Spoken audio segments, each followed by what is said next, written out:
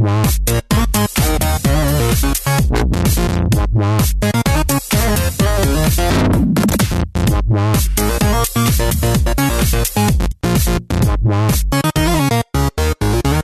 morning, good evening, or good day, and welcome to the Z2Z Podcast, the home for Xbox achievement hunters and gamerscore junkies. I'm your host, Brandon Freeman. Thank you so much for listening. At Z2Z, we love gaming, and in particular, grabbing achievements and gaining gamerscore. We do news, reviews, and interviews. If it's about achievements, we'll unlock it.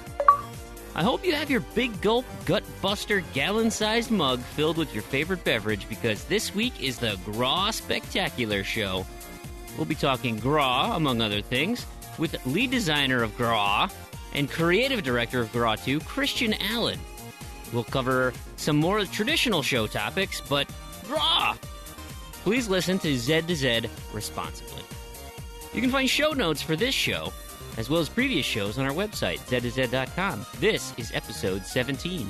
You can also contact us with questions and comments on Twitter at Z2Z, that's ZEDTOZED, or email us directly at contact@Z2Z.com. Today's show is brought to you by the achievements World Champion, Solo Champion, and Team Champion from the game Ghost Recon Advanced Warfighter. This trio of achievements are all for climbing to the top of each respective leaderboard. The World Champion is 40 gamerscore, but the other two sit at an awesome 32 gamerscore. And all three boast true achievement ratios hovering around 25, which also happens to be the multiplayer level required to earn the top spot. The most critical notion in tackling these achievements is having multiple accounts and multiple Xboxes leveling at the same time.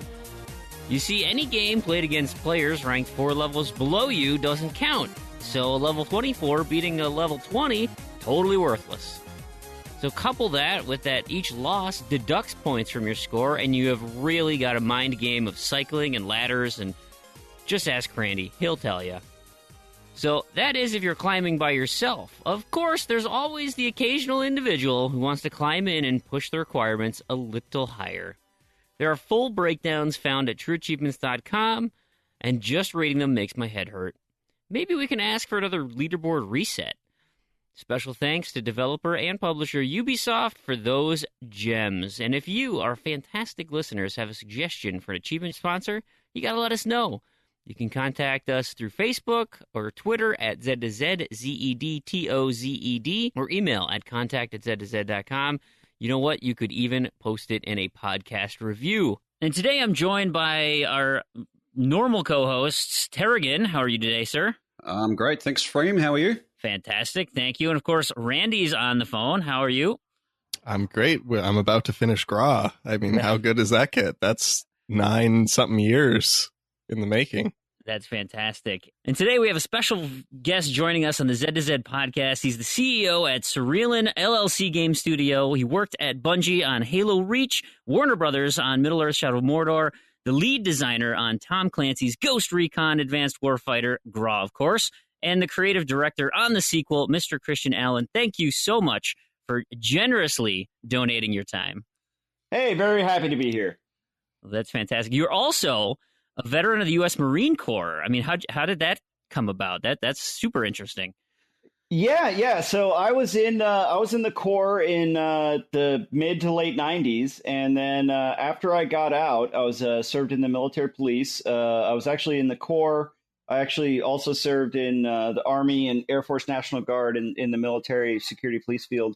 And then I started making mods for Rainbow Six in the late 90s for my friends. And then I uploaded them on the internet, and they started getting popular. And then at some point, my wife said, you either need to stop spending all your time making these mods, or you need to get a job in it. And so I ended up doing that at Red Storm. That's awesome. Yeah, I don't recall the U.S. Marine Corps having a very strong game design program. So was it all just kind of doing it for fun, or how did you get into the modding community? No, it was, I got out of the Corps, and I started playing the sequel for Rainbow Six, which was called Rogue Spear. And there were some mods for the original Rainbow Six that I played with my LAN group of friends from Alaska. And those mods hadn't gotten kind of remade for Rogue Spear. And so I made them and they got really popular. And so, kind of long story short, after doing crazy things like flying to E3 and FedExing my mod portfolio to the heads of all of Redstorm, signature required, I ended up in the games industry. That's fantastic. So you mean you just had to like keep pounding on their door and trying to get a job? Was that the idea? Yeah, pretty much. I spent about 2 years. I did some pretty awkward stuff. I know the first time I snuck into E3, I partnered up with a buddy named Mario Kroll, who ran a site at the time. Now he does PR for games, but at the time he ran a site called Wargamer. And I wrote some reviews for sites, and I got a pass to E3. But I wanted to get into E3 early to try to meet with the heads of Redstorm. So I got a clipboard with some random piece of paper on it. And this was like in 2000. And then I went over to the shipping docks and snuck in through the shipping docks with this clipboard, like pretending to like know what I was doing. And I got through security, and then I gave the heads of all of Redstorm Ulus, because I was from Alaska, and I thought maybe they'd remember the Ulus. Sure. Which are these like circular knives. So I basically stalked Redstorm into a job, and it kind of worked after a bit of time. That's fantastic. That's brilliant. I've heard the clipboard thing working before, like at work or something. You just get a clipboard and you walk around the office. Yeah, it's all about confidence. Like you're doing something. Yeah. Oh, it totally works. I'm not saying anybody should go to E3 with a clipboard and go to the loading dock, but 15 years ago, it worked for me. Right? It's probably a little bit harder to get in now, I would imagine. Yeah. Yeah, you need 2 clipboards. Yeah, there you go. So you need a whole team of people with clipboards behind you. You've clearly established your ability with stealth. I assume your background with weapons and tactics helped you, in at Redstorm. That was, something that helped you develop these, the missions and things, and provided a nice baseline for the types of games you'd be working on. How was that experience? Well, yeah, it did. I mean, it helps that, I had experience in the military. I knew the military lingo. I know weapons. I'm also a federal firearms license. Federal firearms licensee, 03 CNR collector. So, I've got a lot of weapons. I've got a lot of ammo. I know how that stuff handles. And so that helped working in that genre. Even though Ghost Recon's more of an Army-focused game, although I was in the Army Guard at the time while I first started working on Ghost Recon. So I could kind of talk the talk and walk the walk. It made for good PR. But, obviously game design is my job, and the game design part of things kind of came from what I would say is kind of my intrinsic exposure to classic games in the 90s. And so that helped me get in the door, and then kind of my game design acumen kind of came to play. So that's fantastic. So, working at Redstorm, you spent 5 years at Redstorm. You worked on a slew of, military shooters. And then you kind of transitioned over to Bungie to do Halo Reach, which, kind of makes sense, right? You got similar game design and ideas. That makes sense. But what really sticks out to me is the Middle-earth Shadow of Mordor stuff. Yeah, I don't remember the Uruk army having a lot in the way of tactics. Well, it was a very interesting time. I mean, obviously the translation into Reach made a lot of sense at the time, because Reach was a more military-focused title than previous Halos. Kind of our pitch at the time when I started on Reach. When I started on Reach, it was there was 5 of us, and all 4 of the rest of the team was Halo vets. And the only kind of precursor was, this is a Halo without Master Chief. And so during the time when I started after Halo 3 shipped, we came up with the whole concept of Halo Reach as a game, and the idea that Reach would be, the the term I used at the time was Reach was, or Halo 1 through 3 were the Battle of Midway or Tora Tora Tora, and Reach was Saving Private Ryan. So it was much more about soldiers and their sacrifice and the individual challenges versus, Halo 1 through 3 was, this galaxy spanning Star Wars-esque, epic. But I originally actually, after I left Bungie, I went to Warner Brothers. I originally started, I was actually hired to be the design director on Mad Max. Oh, yeah?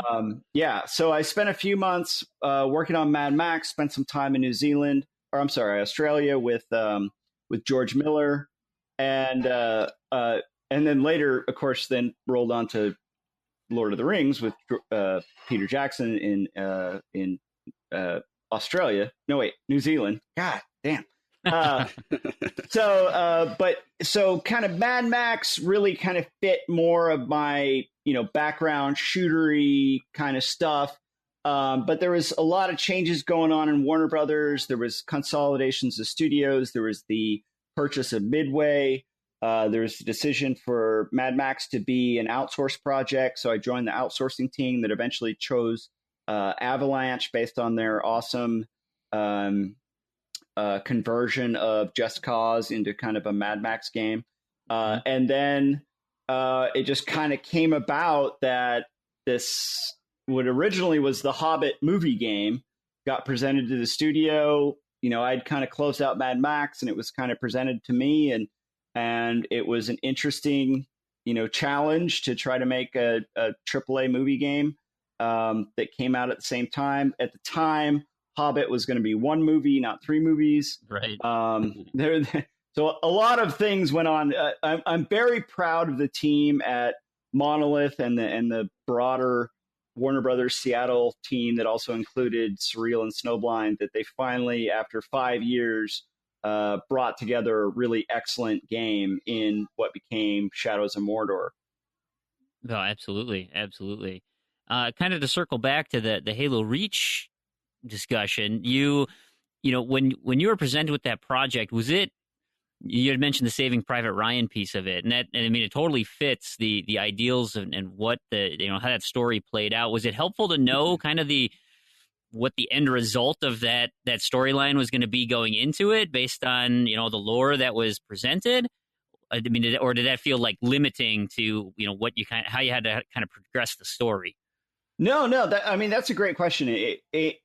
Once we decided on Reach, and I thinking back, I think it was Marcus Lito that kind of just said that Reach was going to be the defining character of the game. Like, instead of Master Chief, Reach, the planet, would be the character. So I spent a lot of time, Marcus mapped out the planet. And I remember after he had mapped it out in 3D, I went and put the cities and the bases. Like, when you go to Sword Base, those were all mapped out. And we had the tram lines of the, I forgot what we called them in Halo. They were maglev lines or monorails or whatever between the different cities. But once we kind of decided on that, and also some of the other folks brought in the idea of the Seven Samurai concept, or the Magnificent Seven. And so kind of bringing that Saving Private Ryan with Magnificent Seven, or Seven Samurai, which, it's kind of interchangeable at that point. Right. You had the end game. Everybody's going to die. You're going to die. And then the idea there then grew into, well, okay, you're going to die and you're going to sacrifice, but you're going to die and you're going to sacrifice by enabling Master Chief to do what he did, by enabling Master Chief to, basically end the Human Covenant War. And how are we going to do that? Well, that's the package. And originally, it kind of turned out a little bit more blatant than I wanted, with the whole package being Cortana. Originally, it was a little more, you didn't really know what the package was that you were delivering to Master Chief in the Pillar of Autumn.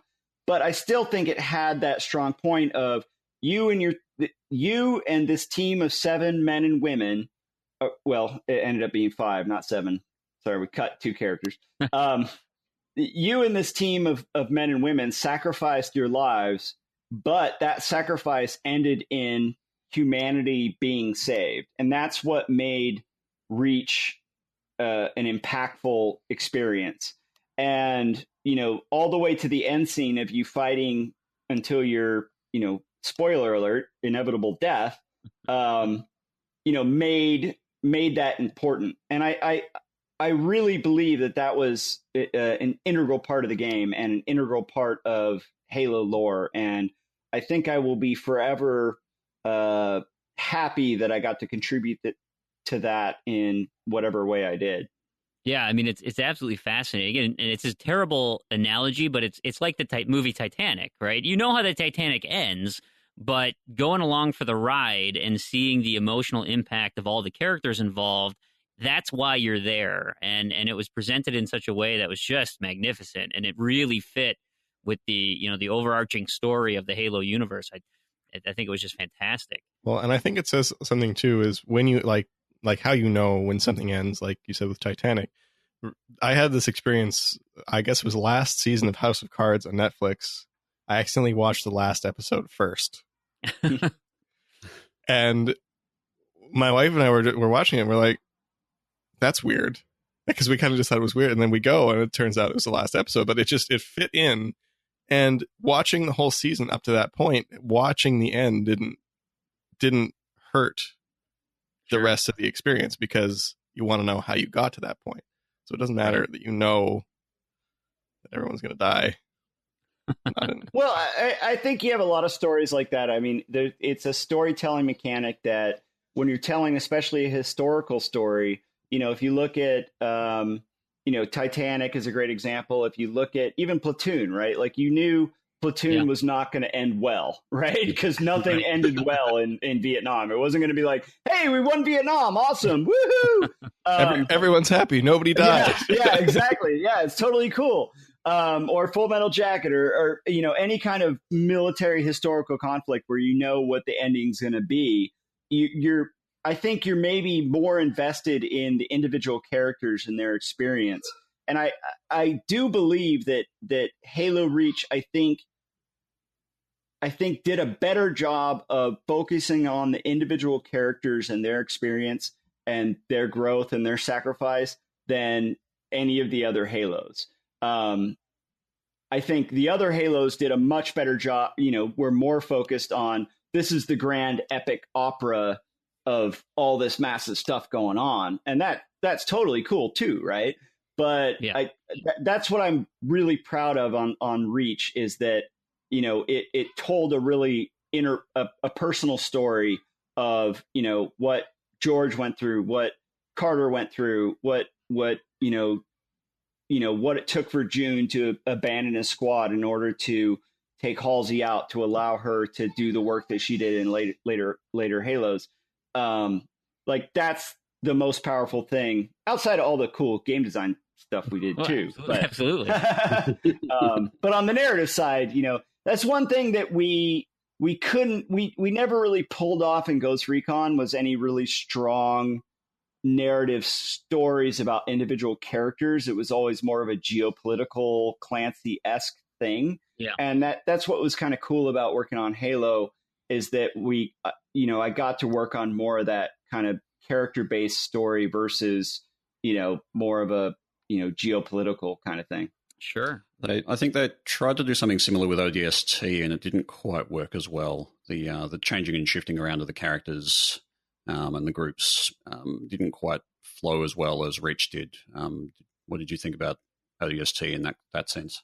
Well, ODST was I was there when ODST was developed. I didn't work on it directly, even though I think I have credit on it. But my input was basically just feedback.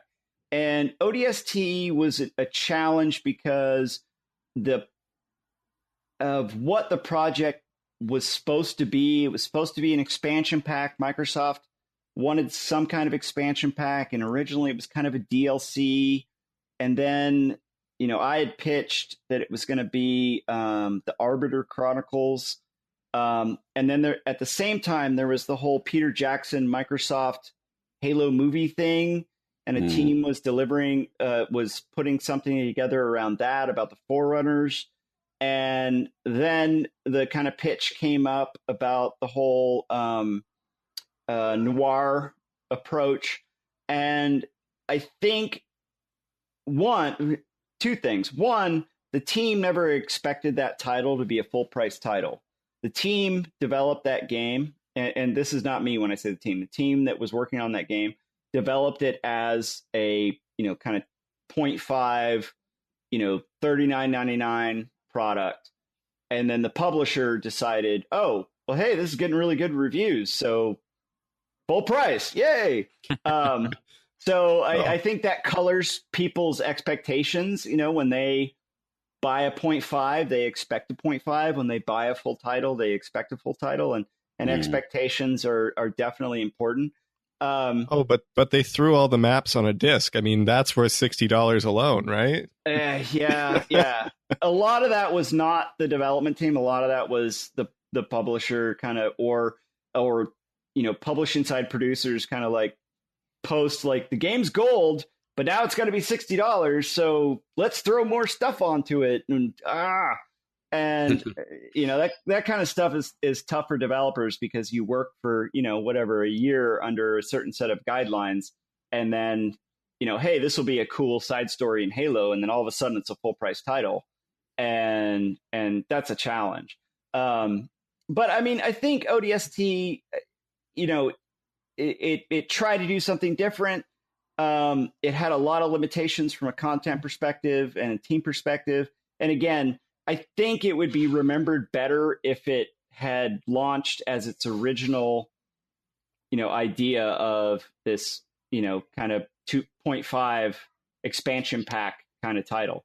Yeah, it's the way it's structured as well. It could almost have suited a kind of episodic release as well, just with the different segments. So you'd start an episode and go through, and that would then morph into playing that particular character's story for that arc. It could almost have been just an episodic DLC for add-on for Halo 3. Well, I think that may have actually been in discussion at some point, is that it was planned to be more of an episodic DLC content, but it kind of went around in like 1,000 circles of what it ended up being.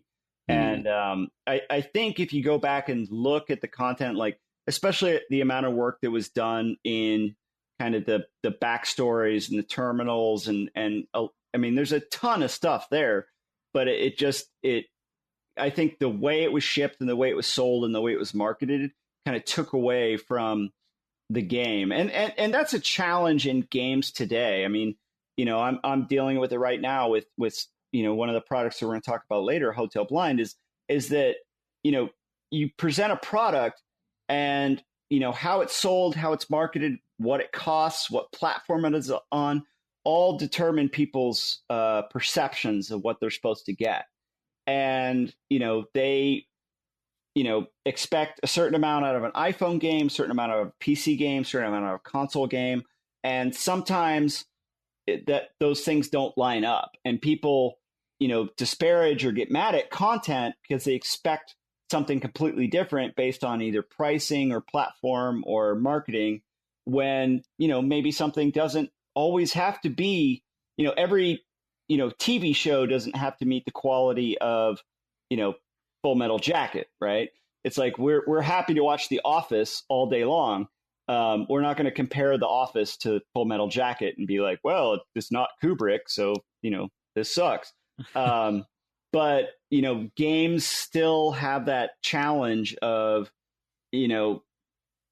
Flappy Birds versus Grand Theft Auto. Right. And sometimes people review them with the same lens, or, sometimes they remember the price or sometimes they don't. Yeah, I think it's a fascinating thought experiment to think, what would happen if that was, ODST was launched now, when you've got such a more commonplace of episodic or, I'm not going to say value price titles, but a varying pricing models for different content that, could it have been received? I mean, it's from everything I've heard, and I've played it, it's kind of polarizing. You got people who just absolutely love it, think it's the best one in the series because it was darker and it's a little, grittier tone. Others say, well, it's not Master Chief. I don't care. You kind of got both sides of the fence there. But in today's landscape, I think you actually have an argument for what that game could have been. And I think today too, like when you look at the price of some DLC packs, $60 for ODST is far more valuable than, say, what I was just going to comment. And it's interesting that you say when you review things, review it, like some people review it based on price point or that kind of thing. And I think that's a little true for me. But when I saw that Doom, I've been really excited about Doom. I think it's, I love the beta. The multiplayer was solid. Everything looks really solid. Then they announced the season pass for $40. Yeah, I know. Yeah. That comes with 12 maps for $40. Yeah. So looking at that, that's like, okay, well, the game probably comes with, okay, you get the multiplayer portion. So that's probably like $15. You probably get, 6 or 9 maps. So that values the campaign at like $15 if you compare the like value to price. So I don't know what I'm going to do with Doom now. It's put me in a dilemma because I know they're going to add achievements. If it didn't have achievements, I wouldn't care. Well, this is the challenge with games right now.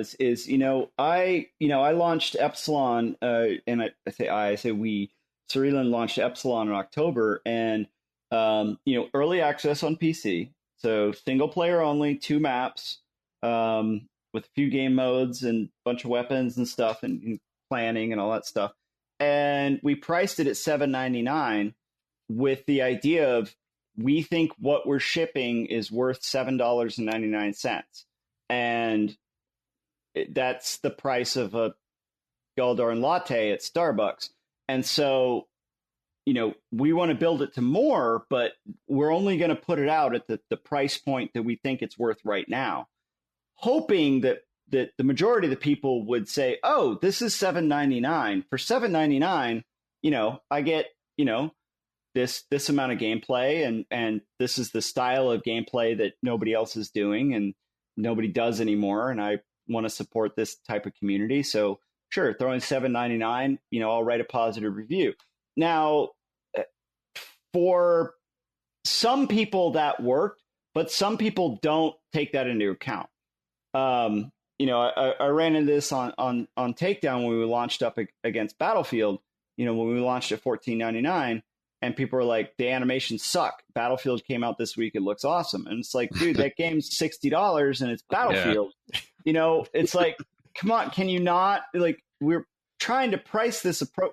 Like, why don't I just price everything at $60? If you're just going to rip into everything anyway, then I'll make 5 times as much money. Then cool. Instead of $4.99 or $7.99, I'll just ship it at $80 and you can call it and we'll sell the same amount of units. So it's tough in the industry. I mean, it's tough with, Apple Store. It's funny the other day, I was making a joke about Blind Hotel because I get all these emails because I launched it last week and I get all these emails about getting free keys.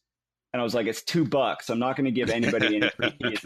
And one of my game developer friends from Red Storm was like, but I could buy 2 iPhone games for that. And I was like, fuck. Yeah. That's true. Yeah. Or you could buy Hotel Blind. That's a PC game. I mean, yeah. But see, because you have some experience in the industry, this is something I've kind of observed that I think is really interesting. And it kind of goes in line with this is, I find it really interesting, and I would love to study it formally, but I have no means of ever being able to do that. But it seems like in the games industry, is people love to complain about everything. They'll complain about everything, and then they'll do not that. They'll say, "I'm never buying Battlefield 3 was terrible. I'm never buying another Battlefield. Playing Battlefield 4 day one." So it seems like that happens all the time, and then the I don't know who's in charge, the publishers, I suppose, just say, well, who cares about your complaints because you're going to buy it anyway, just like you always do. Is that something you've observed? Oh, yeah. I mean, and the people that do make that call are generally the publishers, and they're looking at metrics, right? So they've got stat tracking in their game, and they can see that I hate linear levels. I hate DLC. I hate this achievements. I hate this multiplayer mode. I hate great, perfect example. Ghost Recon and Gra. I hate small maps. I want big maps where we can roam around and murder each other from 200 yards. And that's what we want, right? That's what the community said. That's what everybody said. We want big maps. And then the most popular map in Gra was the smallest map. Was Boneyard? Yeah, by 50%. Okay. 50% over every other map. Now, when was the statistic taken? It was taken about what year? This was in 06, I guess. It was when we pulled the stats for Gra 2, because I had the argument with the producer that only wanted to make small maps for Gra 2, and I was like, well, no, we need to have a range of maps because the community wants a range of maps. And he's like, 60% of the games are played on the smallest map in Gra. And you know what? You know how that map was made? I think it was Boneyard. It was the smallest Boneyard. map. Well, I was just going to say, because Boneyard is the boosting map for leaderboard boosting. So that may have influenced the statistics a little bit. Right. But when you have the stats that it's the most played map, the reason that map got made is because towards the end of Gra, we were like, hey, we have these really big maps. Like, maybe we could make small cut down maps. So like a week before the game shipped, we like cut some maps out of bigger maps. And that ended up being the most popular popular map in Gra. And so, people can say, hey, I want no respawn modes. But then you find out that only 10% of your population is playing in no respawn modes. So a lot of that is driven by statistics, and whether that's good or bad, focus groups, all that stuff. That's the constant challenge in game design is, I had a very passionate meeting probably in 2005, 2006 in Paris with Ubisoft, where I sat in a room with the editorial group and we argued about essentially kill streaks.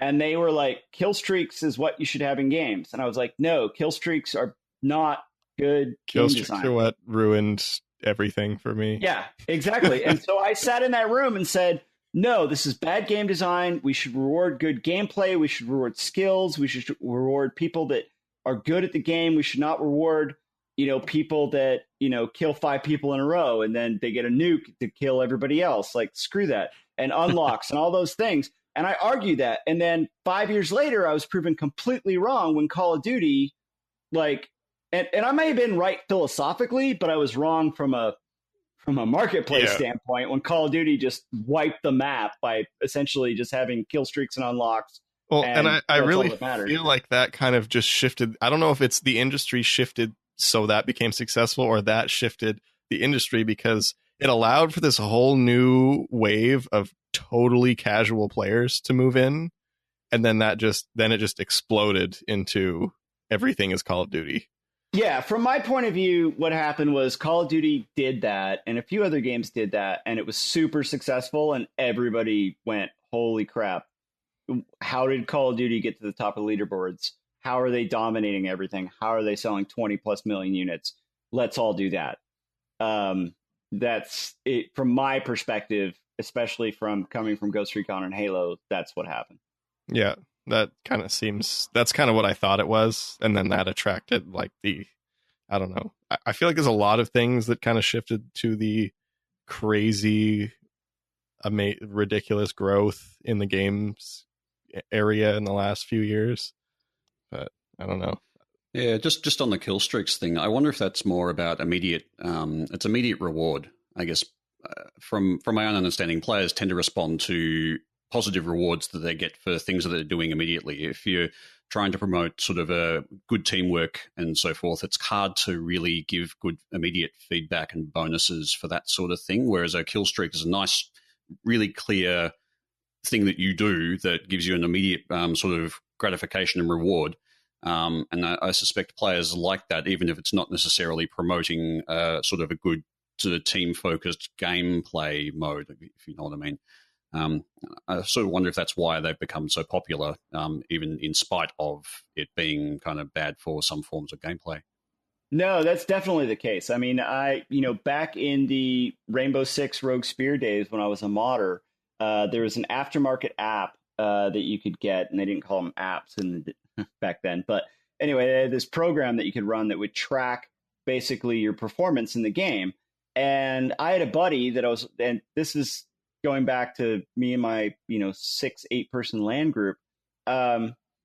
He would play and he would not take shots. And I was like, Ryan, why aren't you taking shots? Like, why didn't you shoot that dude? He killed me. He killed all of us.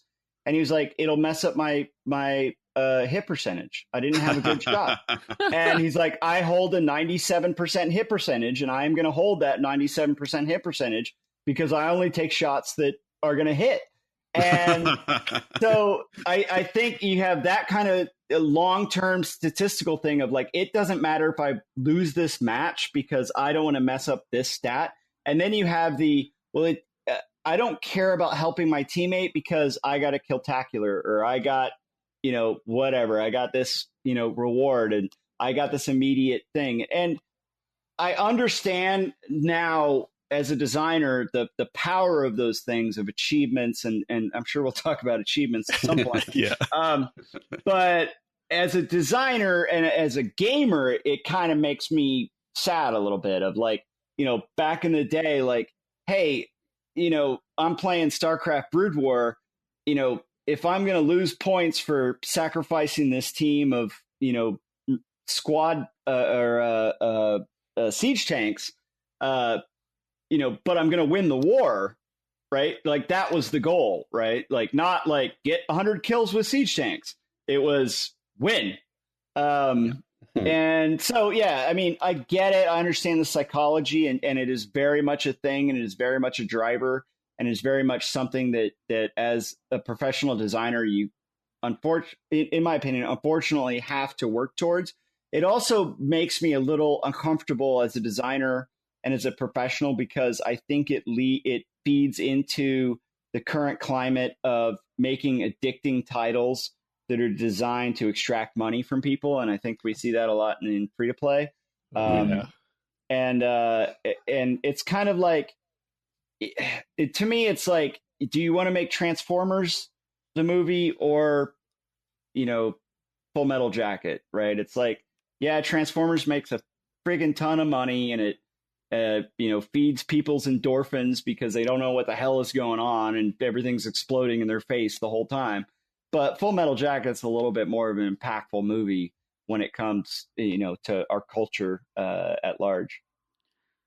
Yeah, kind of along those lines, as a game designer, do you have to consider all of those aspects when you're coming up with a plan? I mean, essentially it's different strokes for different folks. Some people want that casual popcorn movie, jump into Call of Duty, get 7 kills right away, and then, blow themselves up with a grenade. Or you got the other side who's like, no. It's all about co-op tactics, you and me, no deaths, stealth all the way, 100%. Everything's quiet kills. You've got different things that people are looking for. How do you put that into, one type of game, or can that not be done? It can be done. It's a challenge. Unfortunately, the latter element that you talked about is the small percentage of the gaming community, and so most games will lean towards the former. But it's easier to build a game that rewards everybody, and then build in systems, say, for example, Halo 3's co-op scoring system. That's like, oh, hey, if you want to play co-op and not, screw your buddy over 1,000 times, you can play this game mode, and it gives you points for not screwing your buddy over. It's easier to build a game that way. And, well, not necessarily easier. It's more profitable to build a game that way. Because if you build a game that only appeals to the, hey, we're going to go in and pull this off perfectly, group, it's kind of like flight sims, right? Like, if you build a game that is, you can fly around and it's Top Gun and you're blowing the hell out of everybody and it's awesome, and there's this hardcore mode that it's really hard, that game's going to do better than, hey, we made this hardcore flight sim of a Russian helicopter that takes you an hour reading the manual to take off, which does exist. I remember reading something about it. I had a friend that was playing some like submarine simulator game that was like that. It's like you had to like manage everything about this submarine, otherwise you'd run out of air and die or something. Yeah. So, there's a bunch of games like that. I mean, they're really niche, but yeah. I've been playing a lot of Elite Dangerous, which is essentially the space sim version of that, and I've had to spend just a lot of time just reading the tutorials and going through a lot of, okay, how do I fly this thing? So, yeah, it's and it's fun. I actually quite like that, but it really is a bit of a niche. Not everybody's into that, that's for sure. Well, you're getting a different sensation of accomplishment. It's not, here's the trophy at the end of the level. It's, I figured this out on my own. I solved the puzzle, and that's my gratification. And then there's the achievement at the end of Gra, which that's another thing. There's that too. That takes a special kind of niche. Yeah, at least these days. I was looking at, I was poking around on some of that AMA you did where you're talking about Epsilon, and you had mentioned about things. We talked about things being realistic, and somebody had asked if the characters were going to move faster in Epsilon than they were in Takedown. And you replied, well, yeah, that they will, but we actually took the speed in Takedown based on the fastest world record Olympic sprint time. And you thought that was too slow. Is it hard to balance real life physics with fun gameplay? Oh yeah. I mean, that's the best example is literally on Takedown. I went on to Wikipedia, which I assume there's not a bunch of people trying to mess up world speed record on Wikipedia, and calculated the 100-yard sprint time for humans, and that was the run speed that I set Takedown as. And if you go read a bunch of Takedown reviews, you'll see the characters move slow as molasses, feels like you're running through syrup. Oh, it's so slow, it's so terrible. And it's like, I literally based that sprint speed on the fastest recorded human movement in history. And it's kind of like, oh, darn, and same with like weapon recoil. It's like, the weapon recoil in Takedown was actually, compared to real life, if you take a 7.62 and just start ripping off rounds, it's going to mess you up. You're not going to be, holding rounds on target. You're going to be shooting all over the place. And what I learned from that is, and the damage as well, like how many rounds you could take. It's like, we had a very specific system that I designed that we spent a lot of time on Takedown. I spent a lot of time on Ghost Recon in the past of designing this damage versus penetration versus body part, percentages based, like all this complicated math behind the scenes, that I might as well have just, rolled dice between like 10% chance of killing you. Okay, cool. Because, people were like, well, dude's one-shotted me from, 100 yards away. Well, one, there's no 100-yard range in the whole game. And two, if I shoot you with a rifle in the chest and it goes through your body armor, there's a good chance you will die. That's pretty much how things work. But so on Epsilon, we did actually slow things down a little bit since launch based on player feedback. But that was mainly based on not on base character movement, because we're utilizing kind of the accuracy to balance movement. Because if you try to run around, sprint around, and shoot people in Epsilon, you're still going to get your shot to death. But the main feedback on slowing the base movement down was people were having trouble moving up to corners so that they could lean around corners and kind of get shots. And so but every time they pressed the movement button, they were just moving too far. So we kind of slowed that down, and we may adjust it in the future. But yeah, I mean, realism in games is, it's a challenging thing, and it's what I like to say. It's always based on people's perception of realism. It's not about realism. It's about how they perceive realism, generally through movies, generally through other video games. Hey, I know that a shotgun does a bunch of damage up close and not any damage at range, except if I put a slug in and shoot you at 70 yards and then you're dead. But my friend down the street said Call of Duty's really realistic. Right, of course, yeah. And he knows his stuff. Right, because he's a tier 1 operator, and right. he's MLG, so he knows. You had talked in one of a blog post that you had over at Gamasutra with the most realistic Ghost Recon mission ever. Yeah. I love this. You dug that one up. Oh my god, this thing is fantastic. Do you remember the details, or could you relate it? Yeah, I do. It was my first.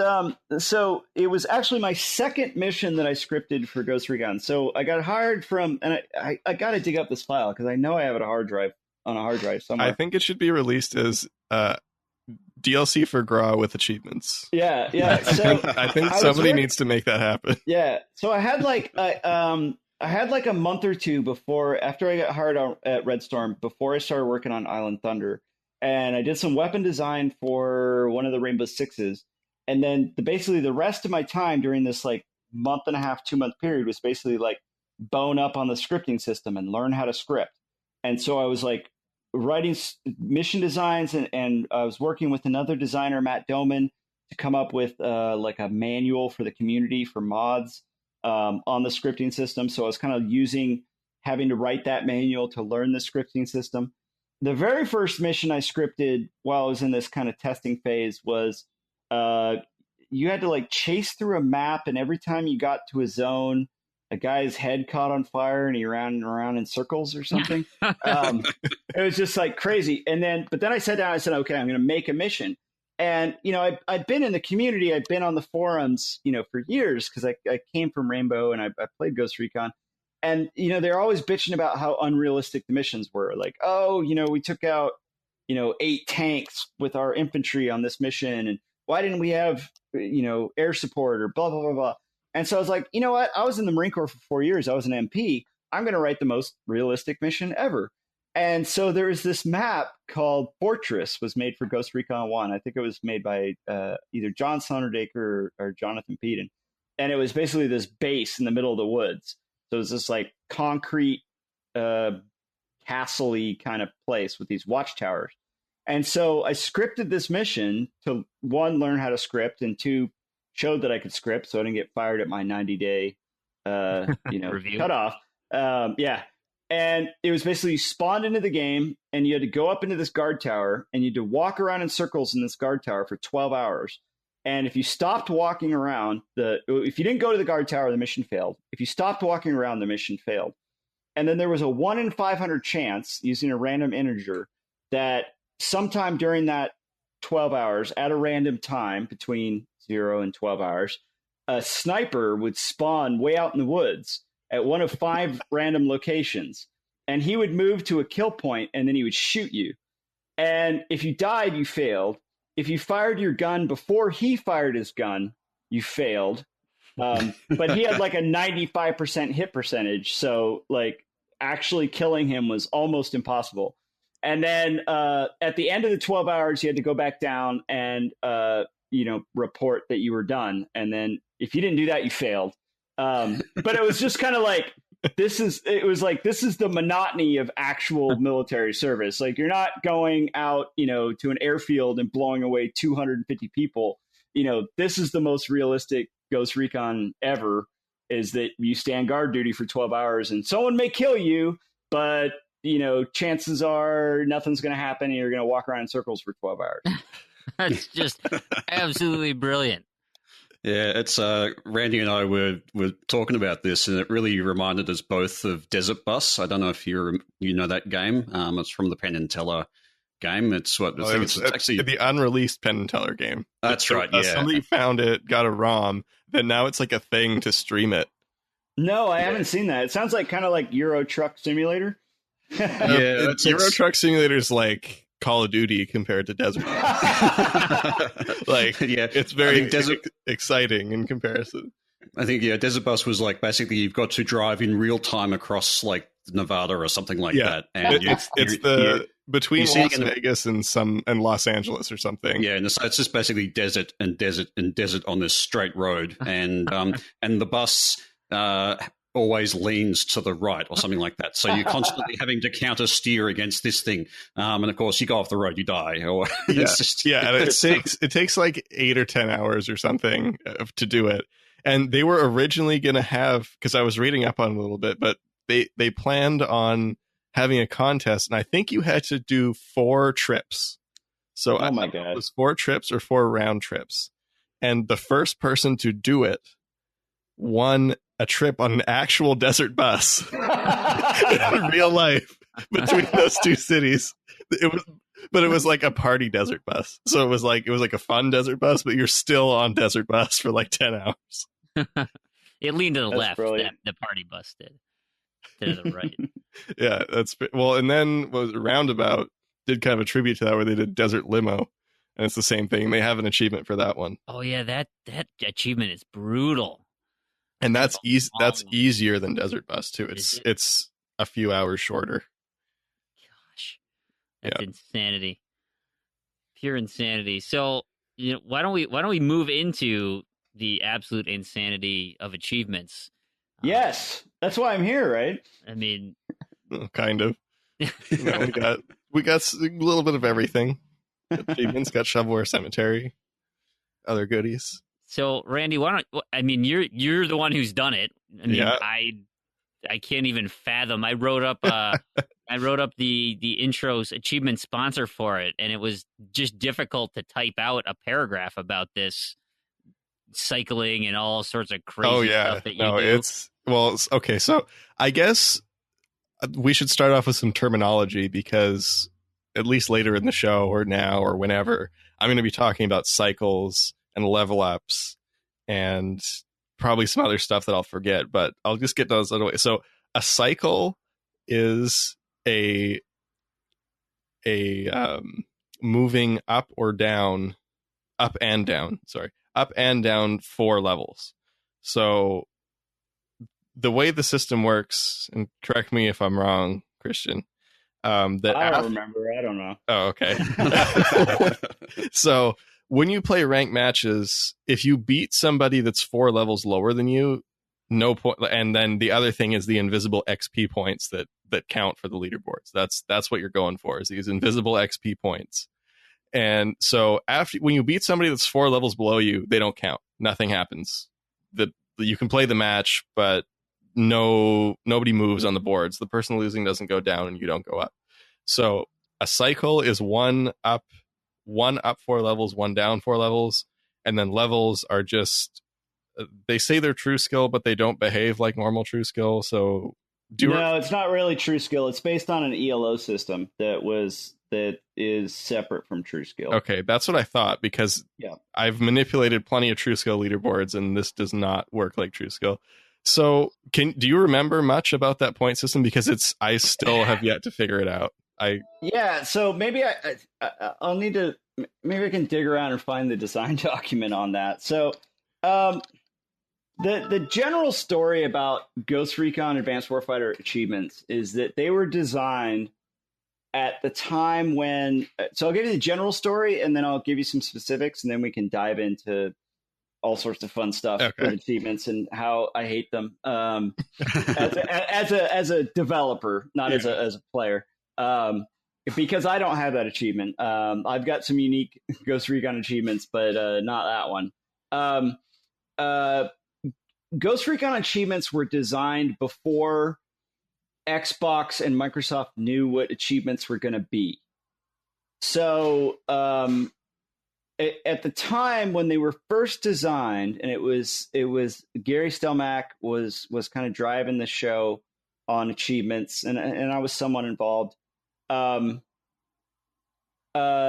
Achievements were kind of, people didn't really know what they were going to be. at first the whole 50 achievement limit didn't exist. It was kind of like however many achievements you wanted to have, you could have. And so the initial design for the achievements was that there was actually layered achievements. So for example, for world champion, there was like, it started at like be number 10 on the leaderboard, be number 50 on the leaderboard, be number 100 on the leaderboard, and then all the way up to world champion. And so there was like, I think we had like 800 or 900 achievements designed, and they were all layered. And then at a certain point, Microsoft came back and said, you know what, actually, you can't do that anymore. So we had all these like 1 and 2 point achievements, and Microsoft came back and said, you know what, 50 achievements, that's it. And so we kind of went, oh, okay, well, we'll just slice out all these bottom achievements. And that's why if you look at Graw, you see like world champion, you see, 1,000 kills. Although, to be straight, I'm really pissed off still that everybody gave us crap about that, but totally signed off on the exact same achievement from Gears of War. Oh yeah, well actually, the exact same achievement. The one in Graw, I just did that this week. It only took me about 5 hours because you just got to, because you can just play in co-op by yourself. Yeah, you just play in co-op and play defend mode and just mow dudes down because it costs checks AI. But yeah, so that's why you see the kind of more extreme achievements in Ghost Recon. It's also why you saw that if you notice on Graw, we shipped with less than 1,000 achievement points. Yeah, that was something that I was going to ask about too. That was kind of interesting. That what was it, like 890 or something? Something like that. And then we had saved, because at the time they didn't have the extra 250 achievement points for DLC. They added that later. And so what we had done is we had said, oh, well, we know we're going to do DLC, so we'll save these achievements for DLC. And so we're like the only game that didn't ship with like 1,000 achievement points because you didn't have them. But that's so back to your sorry, I'm rambling a little bit. Back to your question about the ranking system in Graw. The ranking system in Graw was based on chess ELO. So if you go look up the ELO system for the worldwide ranking of chess, that's what Ghost Recon was based on. And there are some modifications here and there that I need to look at. I'd have to go back and find the documentation on, a low-level player killing a high-level player.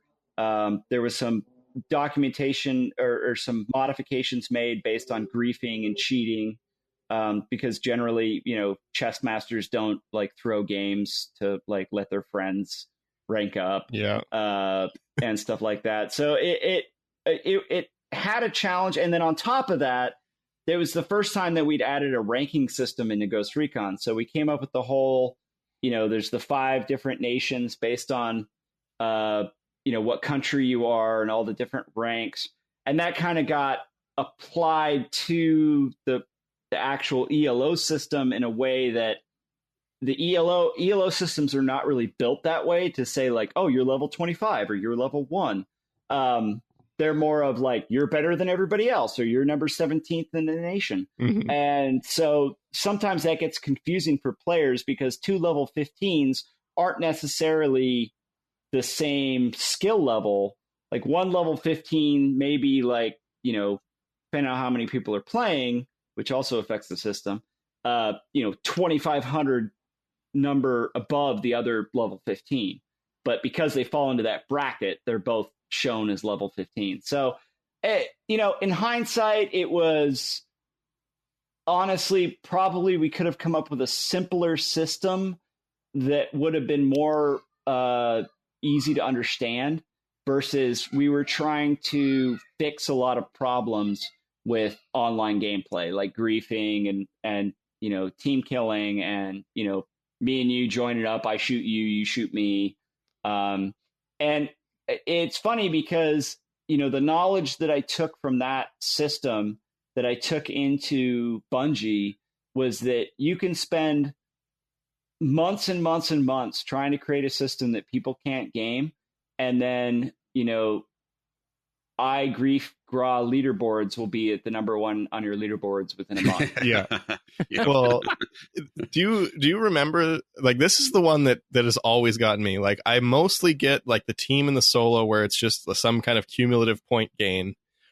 But then Universal, once you hit 25, everything goes out the window and it doesn't make sense anymore. So it seems like, is 25 like a weighted win streak of some kind? Like, do you remember? I don't know. I'd have to look it up. Okay. I really don't remember. Because my observation of 25 is once you hit 25, even if you're number one, you lose one match to anybody, you're at the bottom of the 25s. Well, that's every single time.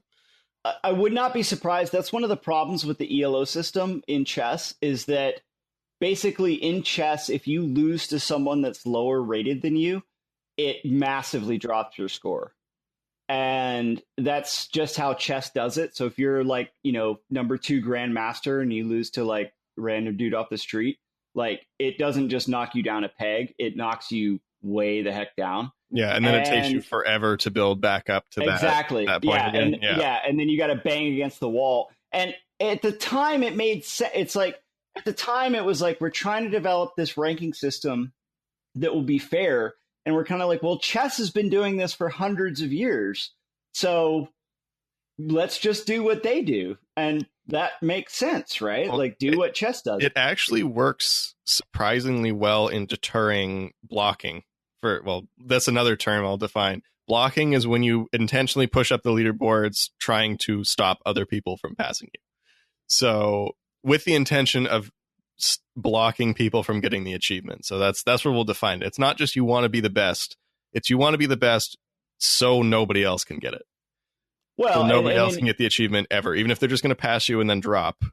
Yeah, and then you have the other challenge, and specifically in Halo, this was more of a problem, is I'm going to move up the leaderboard so that I can matchmake with lower ranked players so that I can murder them. Or I'm going to downrank myself. I'm going to go out and get killed 100 times in a row so that I can jump in with a bunch of noobs. And I saw a bunch of that in the original Halo 2 multiplayer. Yeah, it was really bad in Halo 2 and Halo 3. Is people that were like level 15, level 20, they just go out and basically, I forgot the term for it, but they just sit there and get killed over and over again for like 2 hours so that they could go jump into games with like level 2 players and then just like totally destroy them. Well, and the problem with True Skill, because both those games used real True Skill, right? Halo 2 and I believe 3? so, yeah. Okay. Yeah. Because the problem with that is, as you accumulate more games, you just stop moving. Because this is another one that, like, I love the concept of True Skill in theory, but it has so many flaws, which is why it's so easy to manipulate. Because another leaderboard achievement that I've worked on a fair bit is Kane and Lynch, which is notorious for blocking. Like, there's a clan or clans, I think there's still multiple clans that just fight for the top spot constantly. And they don't care about the achievement. They don't let anybody get it. So for years, up until I think October 2013, they reset the leaderboards, which completely wiped everybody and just changed the playing field. No. So no, this was fantastic for not them. But you kept your achievements, right? Oh, you kept your achievements. Oh, okay. I thought you said they wiped everybody's achievements. Oh, no. But nobody had the achievement because those people had been blocking since the game came out. So we had to do that with Gra too, because there was a guy that was blocking that top part through some kind of exploit, and so we wiped him. Like, I think the funny thing is, I think now it is like infinitely worse than whatever that guy had done. I'm sure it is now. Yeah, but Ubisoft won't go back and spend any cycles to take care of that. I'm sure they won't. But yeah, so with Kane and Lynch and True Skill is myself and a couple other people who have been involved with organizing and taking those top spots with the intention to give them to other people. We got really good at manipulating True Skill. So it turns out, I mean, you can go from 1 to, because True Skill actually does go above 50. So you can go from 1 to like 100 in like 3 matches if you know how to set it up right. So, but with the nice thing with Gra is you can't really do that, because once you hit 25, you move so slowly that somebody's probably going to catch you. or you're going to screw up and lose one match and then fall to the bottom of the 25s. So that's a nice thing with at least Universal. Team and Solo are they got blocked bad, but Universal is pretty much is the same. It's pretty much just get to level 25. It doesn't take a whole lot past that. But yeah, Team and Solo are that. We'll get into that later. But so on the topic of that, do you think those boards for Team and Solo could ever be maxed out to the point where like you just hit the max value and that's it? You're there forever unless you intentionally lose a game. No, I don't believe so, because I think we built in systems to degrade that to where you couldn't just, go to the top and then just quit. Again, it's been a while. I mean, it's been, probably 10 years since I shipped this game. I think the game's been out for just over 10 years, because I was considering waiting until 10-year anniversary of starting it to finish to pop my last achievement. But so you're asking me about like achievement systems that we designed a decade ago. Yeah. But I think we had systems that you wouldn't be able to do that. I'd have to go back and look. Again, I probably have the document somewhere, but I'm pretty sure you can't just camp on the top.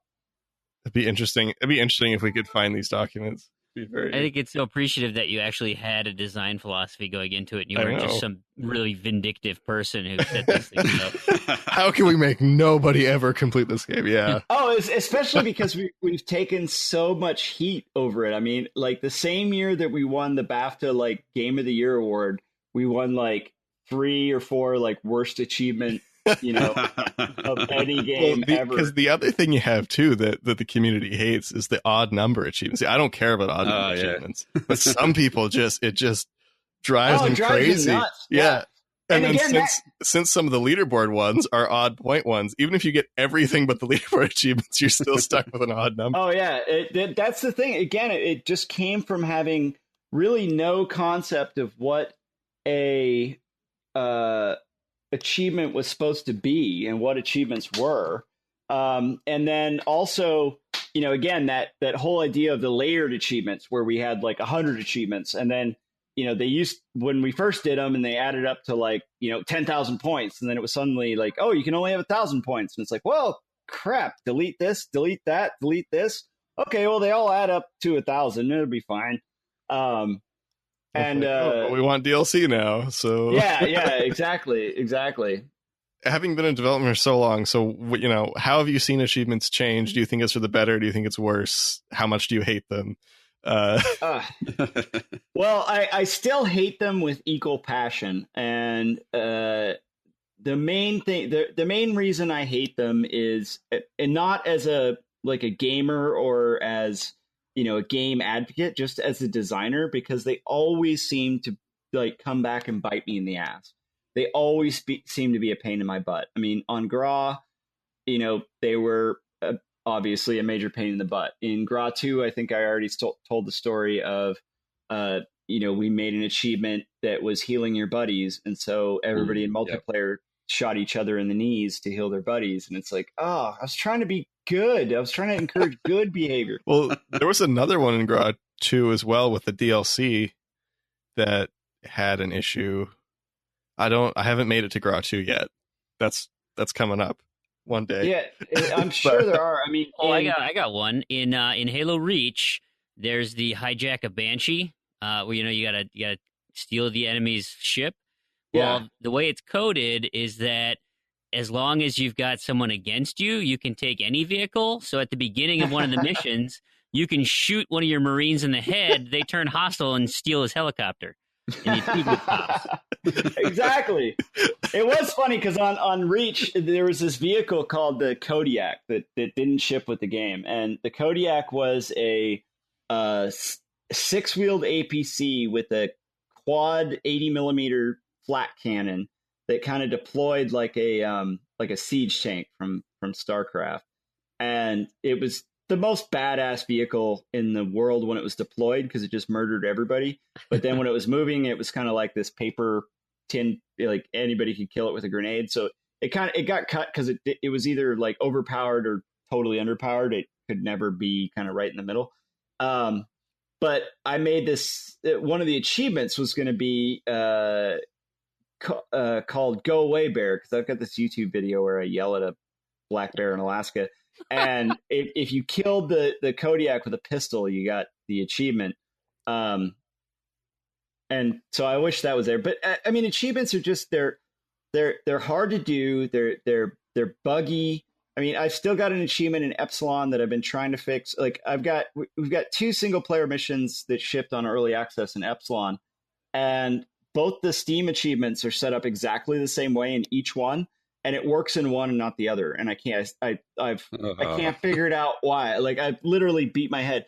And then Blind Hotel, which is this little tiny indie casual game, I literally spent 12 hours making the game. I spent like 8 hours trying to fix the achievement on it, like one achievement on it. And it's like, they're such a pain in the butt. And however, they are a valid motivator for players. They're a good thing for the game when they're done right. I claim the title of having 1,500 gamer points in Fallout 3, which I think is a pretty rare achievement, to have gotten every single achievement in that game. The only time I've gotten really, really annoyed with achievements, except when they've like screwed me in game development, is when I was actually interviewing for a job and someone asked me what my gamer score was. And I was like, they're like, what's your gamer score? And I was like, I think it's like 8,000. And they're like, well, that's kind of low. And I was like, well, I've been playing Fallout 3 and Fallout New Vegas for like a year and a half.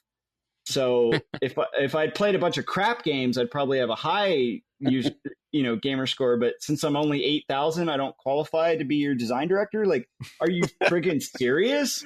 Like, are you seriously asking me this? Like, you interview a movie director. You should just say, like, "Hey, I have the world's first viral achievement, and I have the world's first, team champion and solo champion. I made all those." Yeah, exactly. But one thing on the GRAW achievements, my buddy down the street told me that Mile High Club is the hardest achievement. So from Call of Duty, yeah, Mile High Club, Call of Duty 4, that's the hardest achievement of all time. Period. Well, you want to. So it's fun that I get to talk to you because you have the game which contains my white whale achievement, the absolute worst thing I've ever tried to go for. Spent so much time, still don't have it. And it's the If They Came to Hear Me Beg achievement, where you do that air assassination.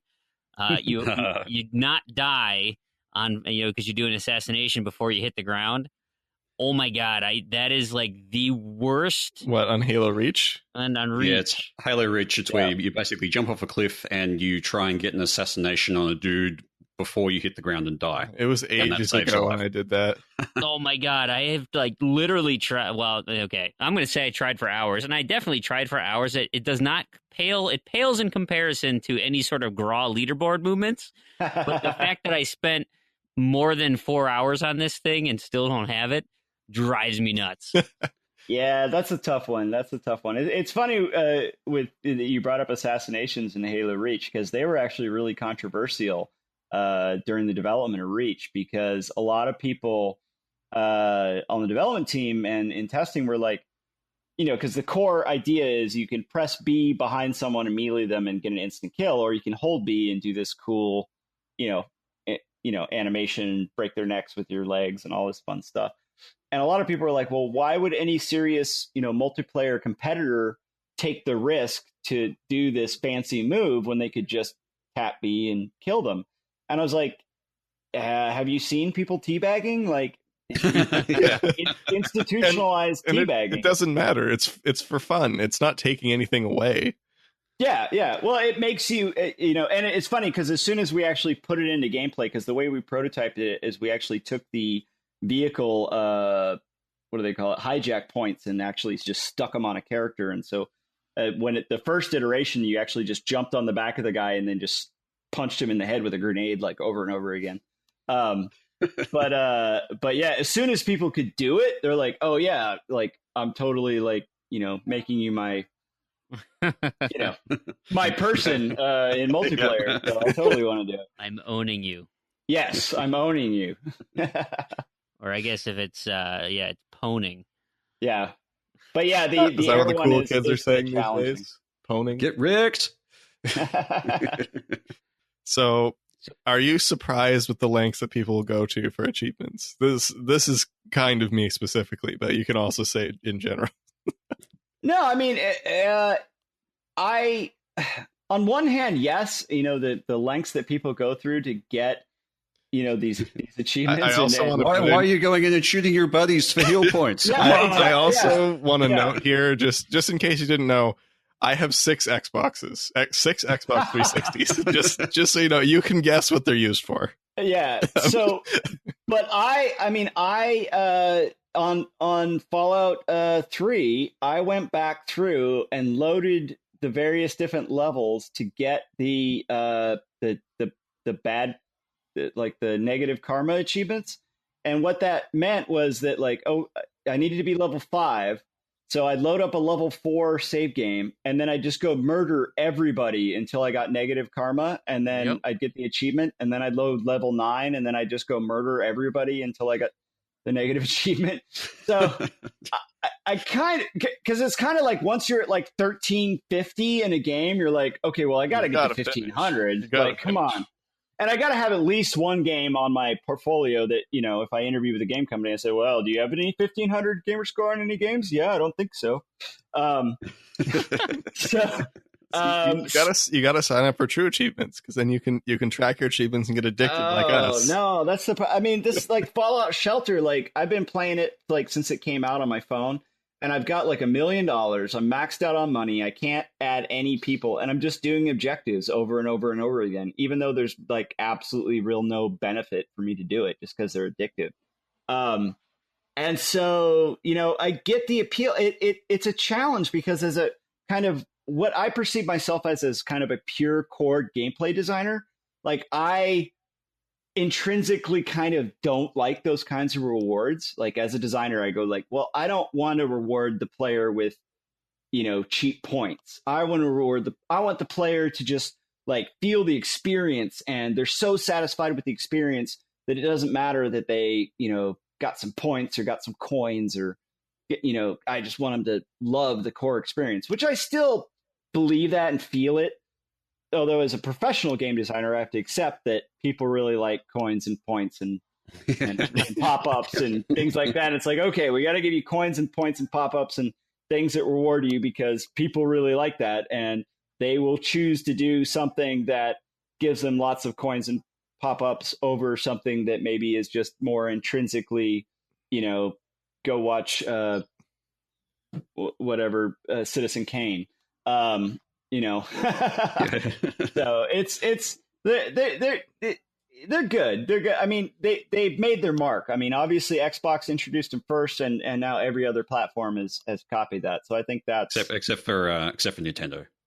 But they're off on their own thing now. Yeah. So see, I kind of like a mix. See, I like the really good gameplay, and I like the achievements, but I don't like them to be easy. Not a big fan of easy achievements. Well, I mean, I kind of am like once, like if I want a quick cash in, like I'll just rip through an easy game like Barbie and her sister's puppy rescue.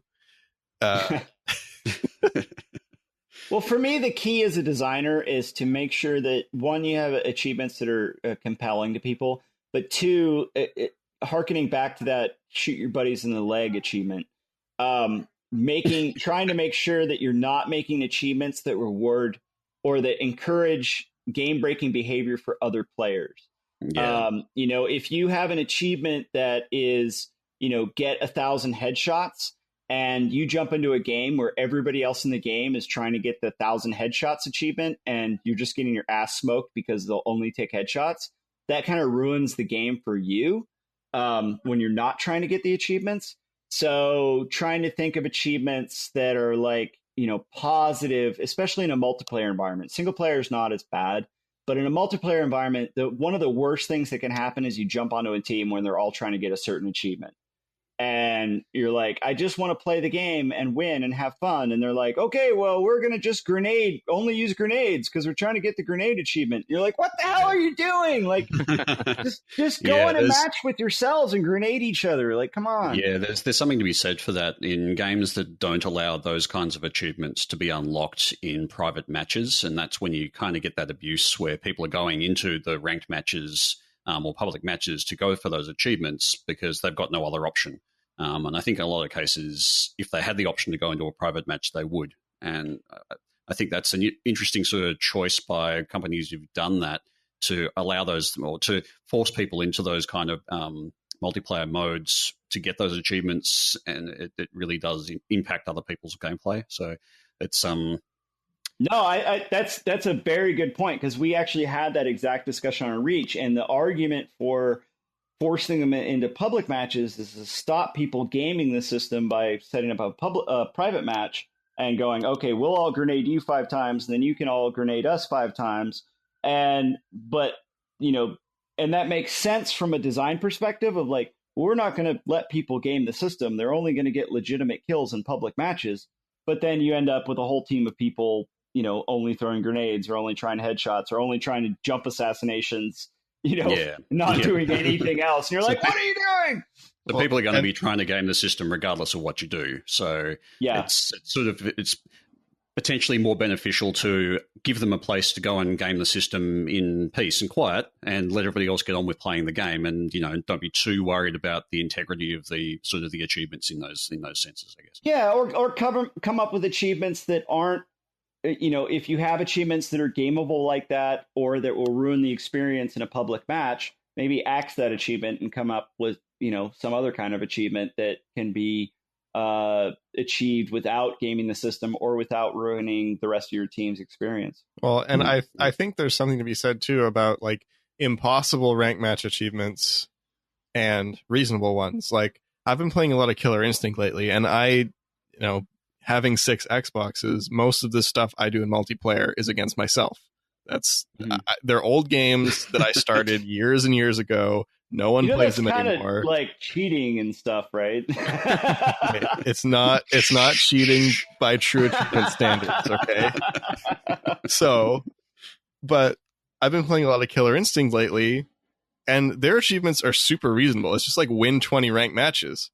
So what I've been doing is I go in and I actually play ranked matches. If the achievements are reasonably obtainable legitimately, I will by all means play ranked matches. Like Halo 4. Halo 4 was the same thing when that came out. I didn't boost. I boosted the last DLC pack, but that had stupid achievements, so I boosted it. And so the Halo 4 DLC packs ended up being quite buggy. Oh, and that was the other thing too. Is I just as soon as that came out, I was like, we're getting this done because they're all a mess. But really, contrast that to seriously in Gears of War. Exactly. 10,000 kills. People just go into matches and suicide 10,000 just to kills, get that, because 10,000 is a heap. And on top of that, it's buggy. It doesn't always count. If someone quits, it doesn't count. All these other things, like that achievement, is not fun. It's not fun. It's not realistic. So, I think you have.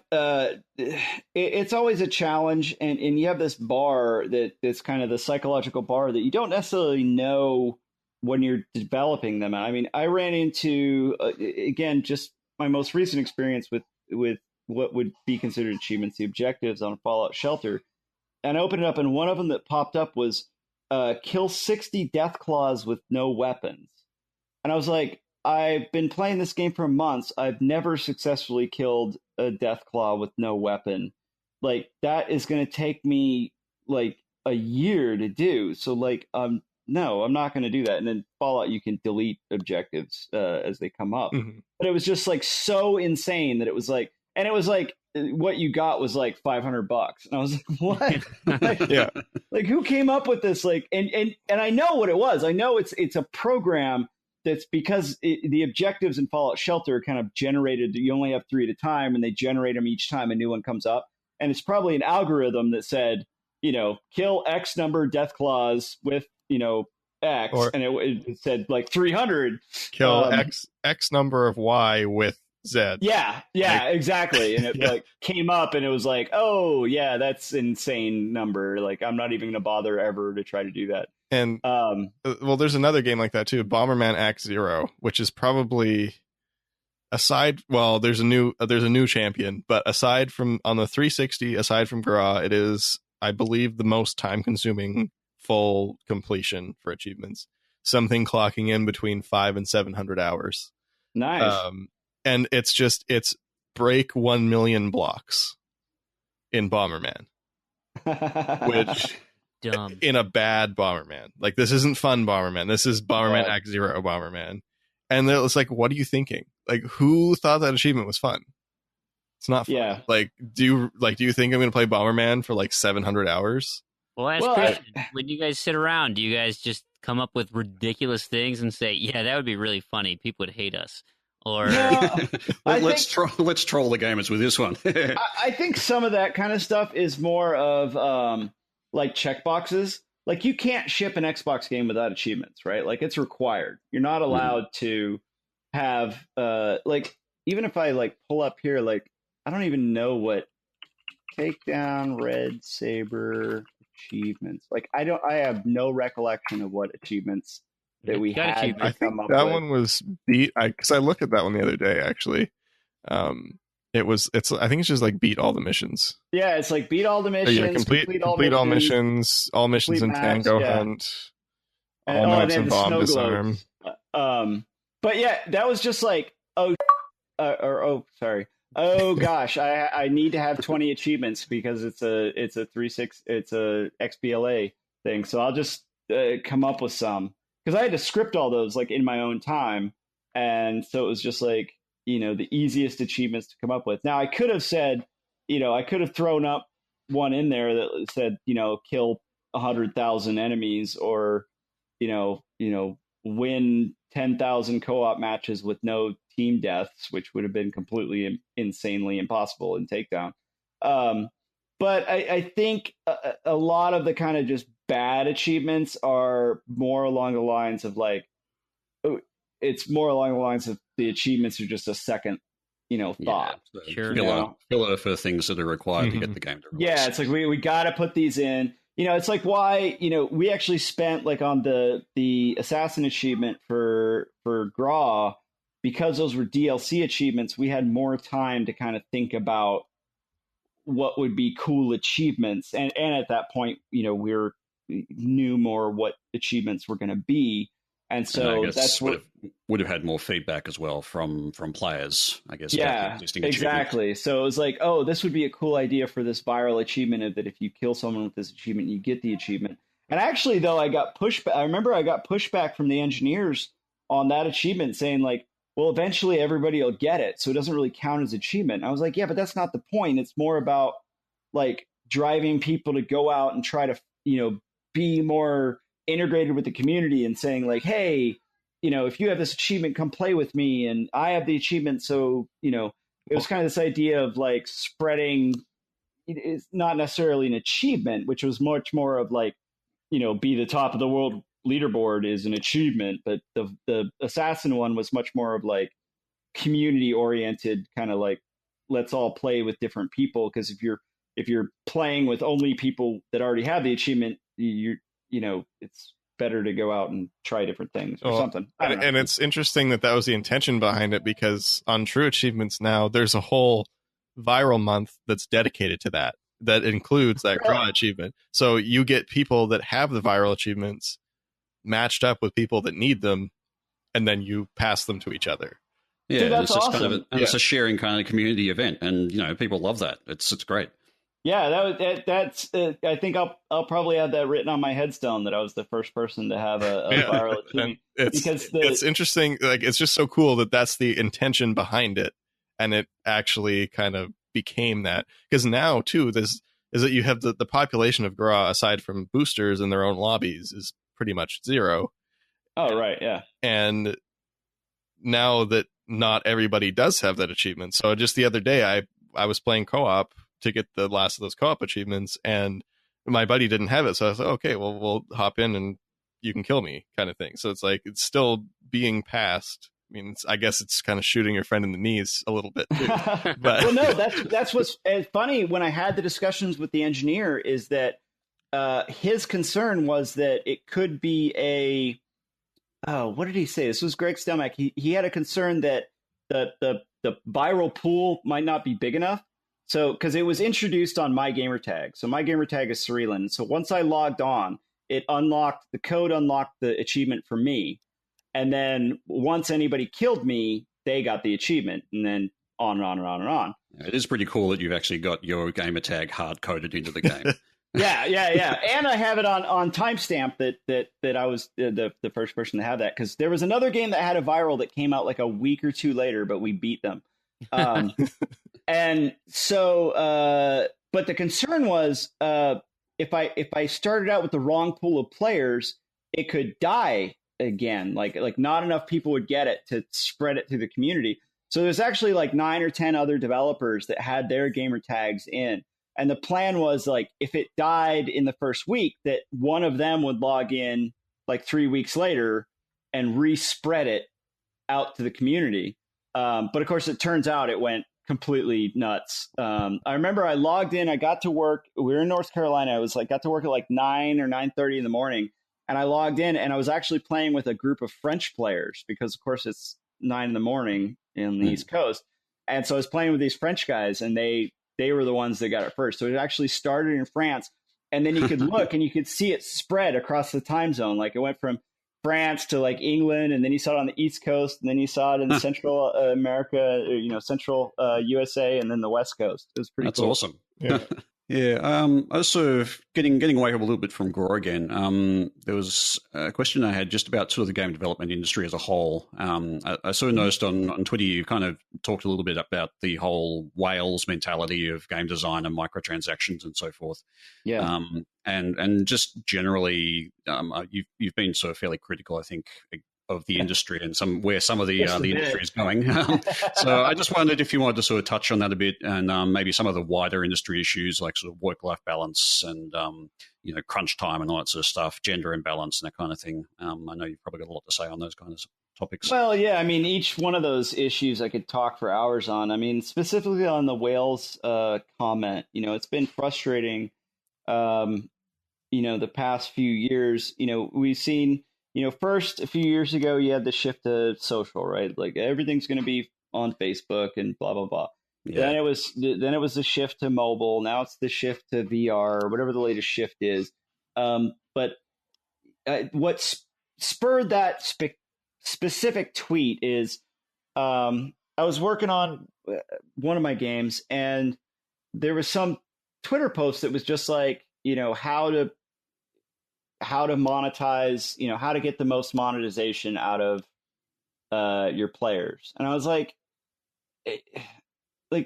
game design should not be how to monetize $5,000 out of a 14-year-old using his mom's credit card. Like that is not what we should be trying to do. And, I did due diligence when I worked for a large publisher on a studio that they bought, that they were working on an MMO. And so, MMOs before even mobile or social.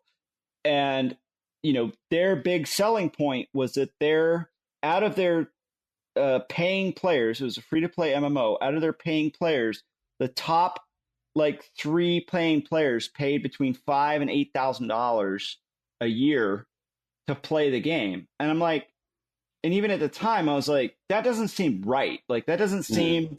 like that's what we should be doing as game developers. And also, it doesn't sound like it's a long-term strategy, because I mean, those people are going to run out of money. Or right, exactly. Yeah, if your whole, I mean, unless you look at Vegas, right? I mean, their whole thing is, we're just going to rip off successive generations and just suck money out of them. But that's not why I didn't get into video games to design monetization systems. And if any future employers listen to this, this could hurt me, right? Because if you say I don't want to design monetization systems as a game developer these days, it's not a good thing, because whether it's mobile or whether it's AAA. My last AAA gig, I spent a good amount of time designing post-launch monetization systems for AAA titles, i.e., how can we build reward systems that allow us to monetize the title without traditional DLC, just through the reward systems that'll get people to pay money, for a game they've already spent $60 on. And and that just it's tough as a developer because the market is hard. I just released, a $2 game last week, and all it's gotten is negative reviews. Nobody mentioned that it cost $2. Nobody cared that it cost $2. It's just not what they wanted it to be, even though they didn't watch the, and you guys won't like it. It's totally not hardcore. It's marked casual, and, got a video of what it is. And it was basically just a vehicle for me to make videos on how to make games in Unreal for Gamasutra. But the market is so screwed up right now that people are like, well, if I can buy Angry Birds for 99 cents, I don't understand why I can't buy Dark Souls for 99 cents. And everything's so hosed up right now, and everybody in the industry, and it's been like this for 5 or 6 years, is just scrambling around trying to figure out like the next, what's going to be the next monetization model, what's going to be the next thing. If we don't have, the console developers have it a little bit lucky in that they have kind of a capture audience that controls the marketplace, right? Apple doesn't control the marketplace, Steam doesn't control the marketplace, but Xbox and PlayStation control the marketplace. So if you want to come out with a 99-cent game on XBLA, Microsoft's going to go, well, no, you can't come out with that 99-cent game because it's going to devalue all of our $14.99 titles. And while that's, on one hand, you could say that's bad for consumers, on the other hand, they're not getting flooded with the amount of crap that they are on the Apple Store. So I don't even know what the question was, but that's I'll stop there. I think it's interesting that you say kind of the last 5 years, because to me, that's really where it kind of went downhill for me. Like, in monetization, I mean. Yeah. Well, I think you tie that into, in game player terms, 5 years ago was 2011. In developer terms, 5 years ago was 2009. And that means that's right when Facebook was taking off, right when mobile was coming out. And that's why you saw that kind of, flailing around of like, oh my God, Zynga's making all the money. What are we going to do? It's when you made that comment on Twitter, the first thing I thought of was Zynga, actually, because that was really what sparked off a lot of this. Farmville was like the thing, just the worst. And then it just took off from there. But what do you think in terms of like, because I don't know if you guys mentioned before or knew before, but like my background, I'm a business student. So I always love interest, and I'm majoring in finance. So I'm interested in like business side of stuff, and bubbles in particular are fascinating to me. But like, what do you think of now versus like the Atari bubble of when like late 80s? Where they just had like, it seemed like kind of that same thing where there was just this heyday, and then the market was just flooded with trash, and then people realized this is all trash, and then everything went away. Like, what do you think? Do you think that that's the direction we're going, or is it a different time? No, I think it's a different time. I think the difference between now and the Atari crash, I think we are heading towards some bubbles crashing or some bubbles popping. And we're seeing that with, obviously Zynga, right? Like, Zynga was going to be the next Twitter or Facebook, and it's not. Now they just have like free slots, fun, fast. Rovio just laid off a bunch of people and is refocusing their business because, Angry Birds isn't going to, print money for eternity. I think the difference between now and the Atari crash is that the platforms have other angles for content. So if you're on your phone and, all crap games come out for 6 months, you're still going to have your phone. If you're on your tablet, you're still going to have your tablet. Even if you have a console that if no good Xbox games come out for a year, for one thing, there's already been a bunch of good Xbox games, but you still probably use that console to, watch Netflix or, do other things on your console. You're not going to go, you know what, this console is just a brick in my living room. I'm going to throw it in the trash. And that's what you saw with Atari, right? It was just like, all these crap games come out. They drove the prices of games down. And then there was all of a sudden just nothing available for this thing. And you had this thing hooked up to your TV that didn't do anything. So you didn't buy the next generation of thing that hooked up to your TV. And then, nobody bought the games. And then, big circle. So I know I had that with my Wii for a long time. Is I got it right when it came out. It looked cool. And then it didn't live up to expectation. Then it didn't do anything, but it was just the Netflix player for a long time. Then something came along and I was like, oh, that looks kind of all right. I'll my play PlayStation that. 3 is still the Netflix player. I don't know if I've ever played a game on it. There are no games for that console. So. But all my Bungie friends keep telling me to buy Destiny on PS4 because I think they all got like free PS4s or something. Oh yeah, because isn't Sony like big invested in Destiny or something? I think so. Don't get me started. I was like, I got it on Xbox One, and they're like, go buy a PS4. I was like, you buy me a PS4. You're Bungie. Yeah. Oh, and one more question on the topic of Bungie. What game was the Pelican supposed to be in? What Halo were you supposed to be able to get into the Pelican? Oh, Fly the Pelican? Yeah.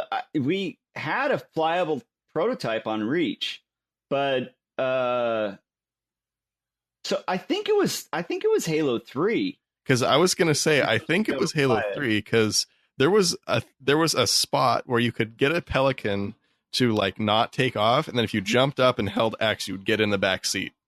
Yeah. I think Halo 3 was supposed to have a flyable Pelican, but they couldn't make it fun, and then we screwed around with it for a while on Reach, real early on, and then I think that's what turned into the short sword. Because the Pelican is just stupid to be able to, because this doesn't do anything. Yeah. Well, then I think what they do in Halo 4, they gave it some big like laser guns or something, make it super. Oh, I don't know. I haven't paid attention. Yeah. Past Halo Reach. Yeah, Halo 4 was my last one. That was it. All right. I love Microsoft. Go Microsoft. Oh, and I guess one more thing. Say, if a future employer does listen to this, just tell them this. Tell them that if you leave your ethics at the door, they're not your ethics. That's something one of my professors told me that I think is great advice. So if you don't believe in monetization systems, then well, that's a good point. Yeah. Now, that's obviously easier said than done in some situations. Yeah, easier said than done. Yeah. Sometimes you got to bite the bullet. I mean, like I said, I had an argument, however many years ago, 10 years ago with Ubisoft about player unlock systems that I didn't want to implement them. And again, my core is kind of still there, and I love to make games that don't, say that, oh, you've played 100 games, so you're automatically going to have a better game than me because I haven't played 100 games. I'd like us to be on the same level and just let our skills, finish up the game. But, on some level, people respond to reward systems. And so part of your job as a designer is to recognize that, hey, this may not be my thing, but, gamers want this. So how can I implement this system in a way that meshes with my philosophy of core game design?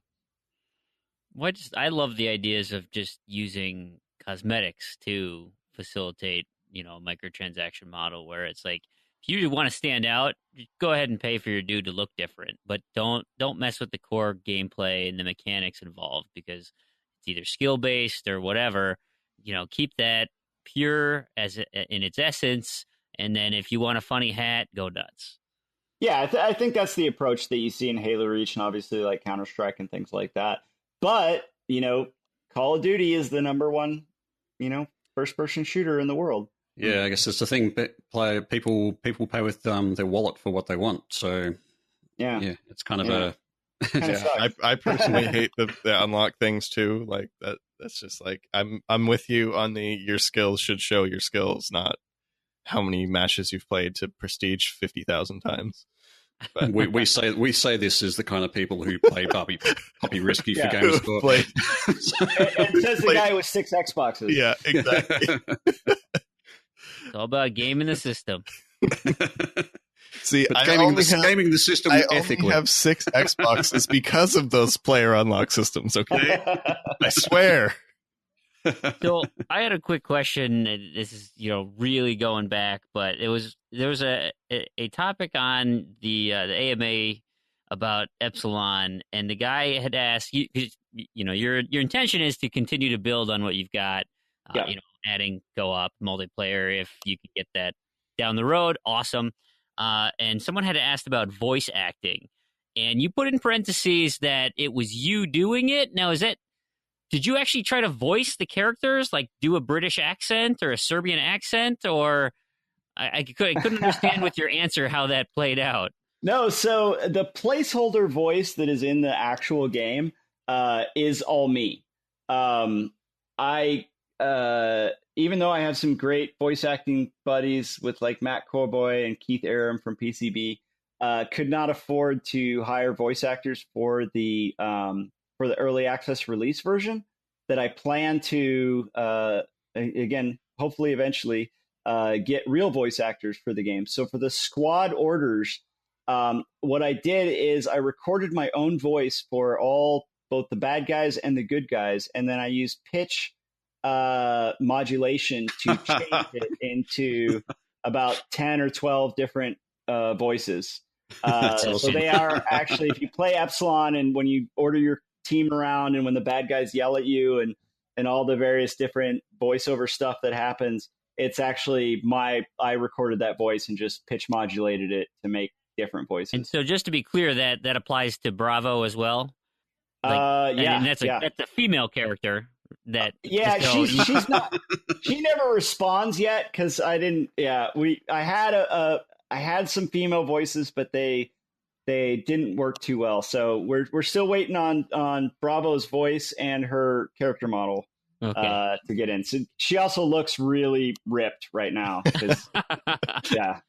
But I mean, it was intentional with Epsilon to kind of focus on that the more international team rather than kind of rah USA stuff. So, but it's an early access. We're still adding stuff and adding patches. I'm working on my next patch.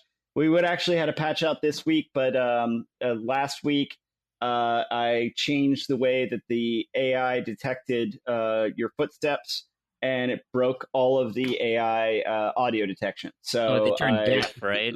Yeah, I turned them deaf. So I am now trying to walk back and figure out why. And now, luckily, I have a community testing group, so that build didn't actually get released to the public.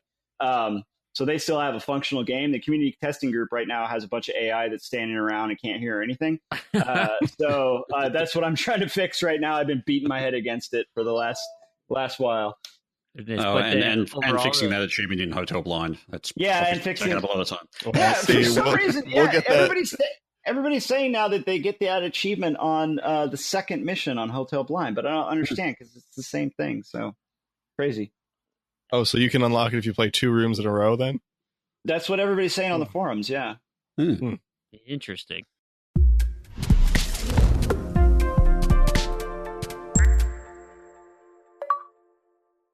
So one of the first games I was really into back way in the day when I was an early teen was a game called Starflight, which was kind of this space exploration game where it was amazing at the time because you had 2 floppy disks, 2 512K floppy disks. Nice. And this game had 256 worlds, or no, 256 systems that you could explore, and each system had like between 1 and 8 planets. And it was all obviously procedurally generated because it lived on 2 5K discs. These are the 5-inch floppy disks. Yeah, the big 5-inch disc. Okay. Well, I recently I bought a truck, like an old 96 S10 that I take to go out camping with.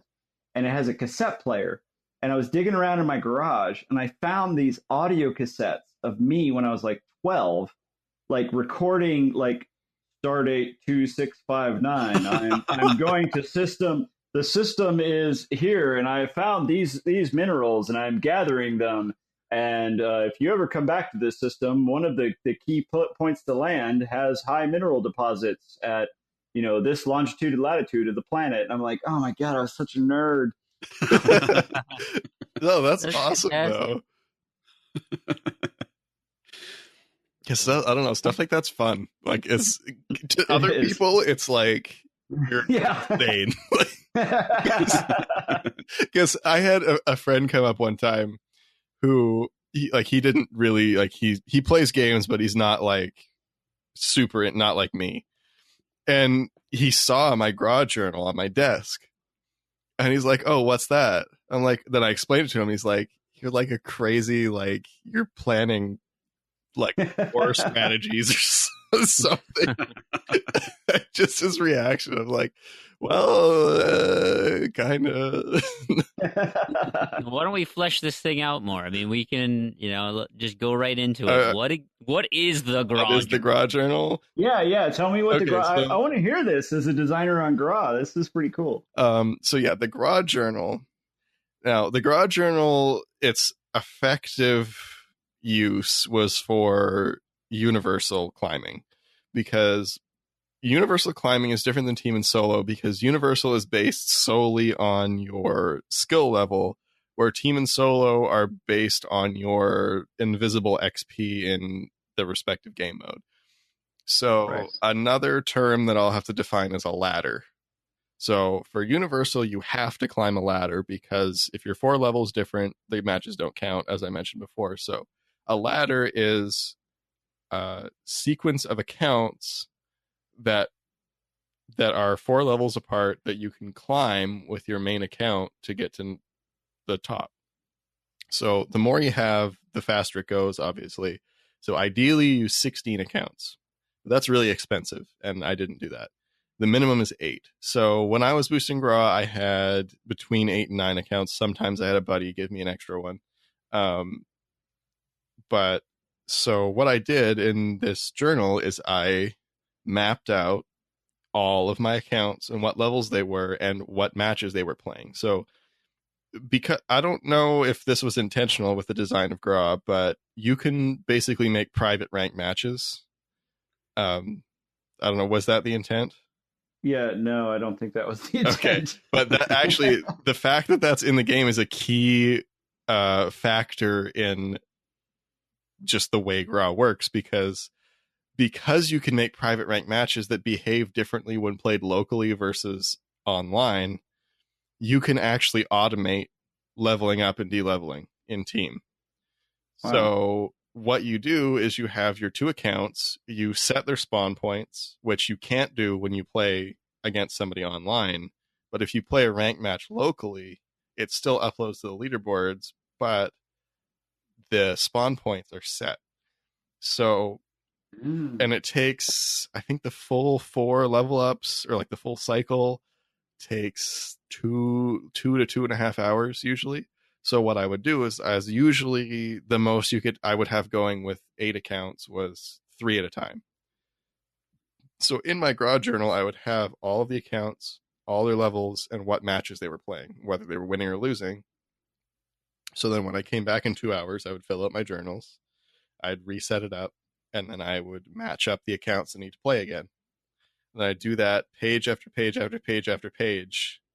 And I don't know how many pages I filled up, but it was a lot of pages. So that's the first part of the Graw journal. And that's kind of the most extensive. That's the crazy war planning Graw journal. And then when I moved on to team and solo, I kind of kept track of my leaderboard movement in between matches. And for solo, I tracked. So for team, it was kind of spotty. I wasn't tracking it very well, but I was kind of more tracking my movements than my actual matches played. Where with solo, I actually kept a tally of all of my cycles based on whether I did 4, 3, 2, or 1 level up, because sometimes I didn't have enough time to finish. And this is something I'm going to talk about in this episode too, that only myself and a friend kind of discussed Graw timing and where you get the most points for your time. And we determined that if you're in terms of actual points per playtime, you get the most out of, in realistic terms, not just you do one level up and then you level down for 2 hours. But ideally, you're going to do a cycle of 3 rank ups instead of 4. Because when you get to 4, you gain so little XP that you're almost wasting your time. So almost all of my cycles for solo were 3-pointers, not 4-pointers. And doing the calculation at the end based on what I knew of the boards at the time, it translated exactly to what it should have been if I was doing 4-point cycles. So regardless of the number of points you go, if you're between levels 10 and 20, 1 rank up versus 4 rank ups versus 2 are all the same. They all count as like 1 rank up. So that's kind of a Graw nerd thing. This is just pure insanity. I think it just take if you're in the top half of the match, if you were playing with 8 players, if you're 4 and up, you got the points. Kind of. So if you're playing solo, I think it's just one person. I don't think, well, actually, no, that's not true, because boosting, you don't have second, third, and fourth. You only have first and last. So the way it works with boosting, I was always doing 1-on-1. All of these matches were always 1-on-1. Oh, okay. So just clarify, boosting is a term that people, particularly on True Achievements, but that's the term used for getting a group of people together, or in some cases, getting yourself together to boost quotes for the achievement. So, this is stuff I spent years trying to stop. Yeah. Well, people have perfected your system. This isn't all my doing. Most of the system was already perfected when I came along, but myself and a friend like to perfect further and dig deep and dig into true skill. And actually, another one that's fun that I really enjoy doing was, it's funny Graw gets all the flack for the leaderboards, but Quake had the same thing. That was before Graw, I'm sure. They had number 1 and number 10, which, I mean, I guess, I don't know, 10 always comes along the way to number 1. So, but that one, the way you boost that is there's a glitch where you get negative points and it multiplies your win points. So instead of getting 30 points in the match, you get 6,030. Oh, wow. But we were interested in that, so I wrote a formula to describe the points glitch that seems to work always, but it was maximized, so it was no good. It was fun, but it didn't help us. So I don't remember what I was talking about now. Something about Graw boosting. Yeah, you were still on your journal, the solo. Right. Solo stuff. And so, yeah, with that, with team matches, the winning team, you rank up at the same speed, but the losing team deranks at half the speed. So if you have 1-on-2, they both half the loss, and the winner gets the same amount. So you can run it for twice as long, but it doesn't push you up faster. And solo, I didn't ever do, so I don't know how that works, but the top half seems like it would make sense. Yeah, that seems logical. But yeah, so solo. So currently, the leaderboard sits at 300 traditional cycles, which is 4 rank ups.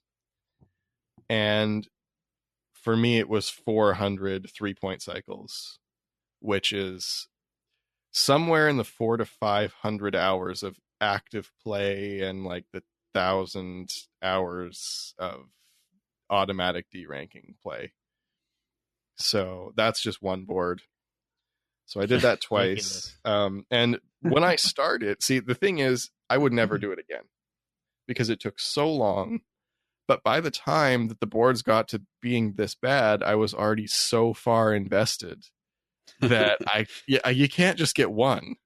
Pod committed. You can't just get like 1.5. I mean, it's like whatever, you're already in. So what happened is when I started, solo and team were both at half of what they are now. And what someone did, I will not name this person, but what somebody did is they did Gra again, but when they were doing solo, they used their old team account, and when you boost team and solo, just on the nature of the boosting method, you always have to push an account up the opposite leaderboard. So if you don't pay attention to the other one and stop, you're going to match them every time. So what this person did is they intentionally used their old team account when they were doing solo a second time, which means team was doubled from 150 cycles to 300 cycles. Okay. And then somebody came along, and so at this time I was working on team. So that meant, oh great, team is doubled for me, but okay, solo is still what it used to be. He didn't push up solo. So I finally finished team, start on solo, and just convenience has it that somebody working on team wants to push up solo. So what happened was, as I was working on solo, this is a different person. So this is two separate people. This other person doubled solo, putting it at 600 cycles for team and solo, where it sits now. And so, like I said, if I was going to do it again, I wouldn't do it again. But when you're that far, because then it's like, okay, well, I know this is happening. I'm at the bottom of solo. There's nothing I can do about it. Like, do I give up? Because it's like team is like a whole Gra prior to this happening. And then it's like, okay, well, I got two. You can't just leave the third one out and not finish. You got to finish it. So given all this, like, can somebody pick it up and do it? Like, Yep. what? Yep. Currently nobody's blocking it. And even these pushes, the one push was blocking. There were two people, one person trying to overtake the other.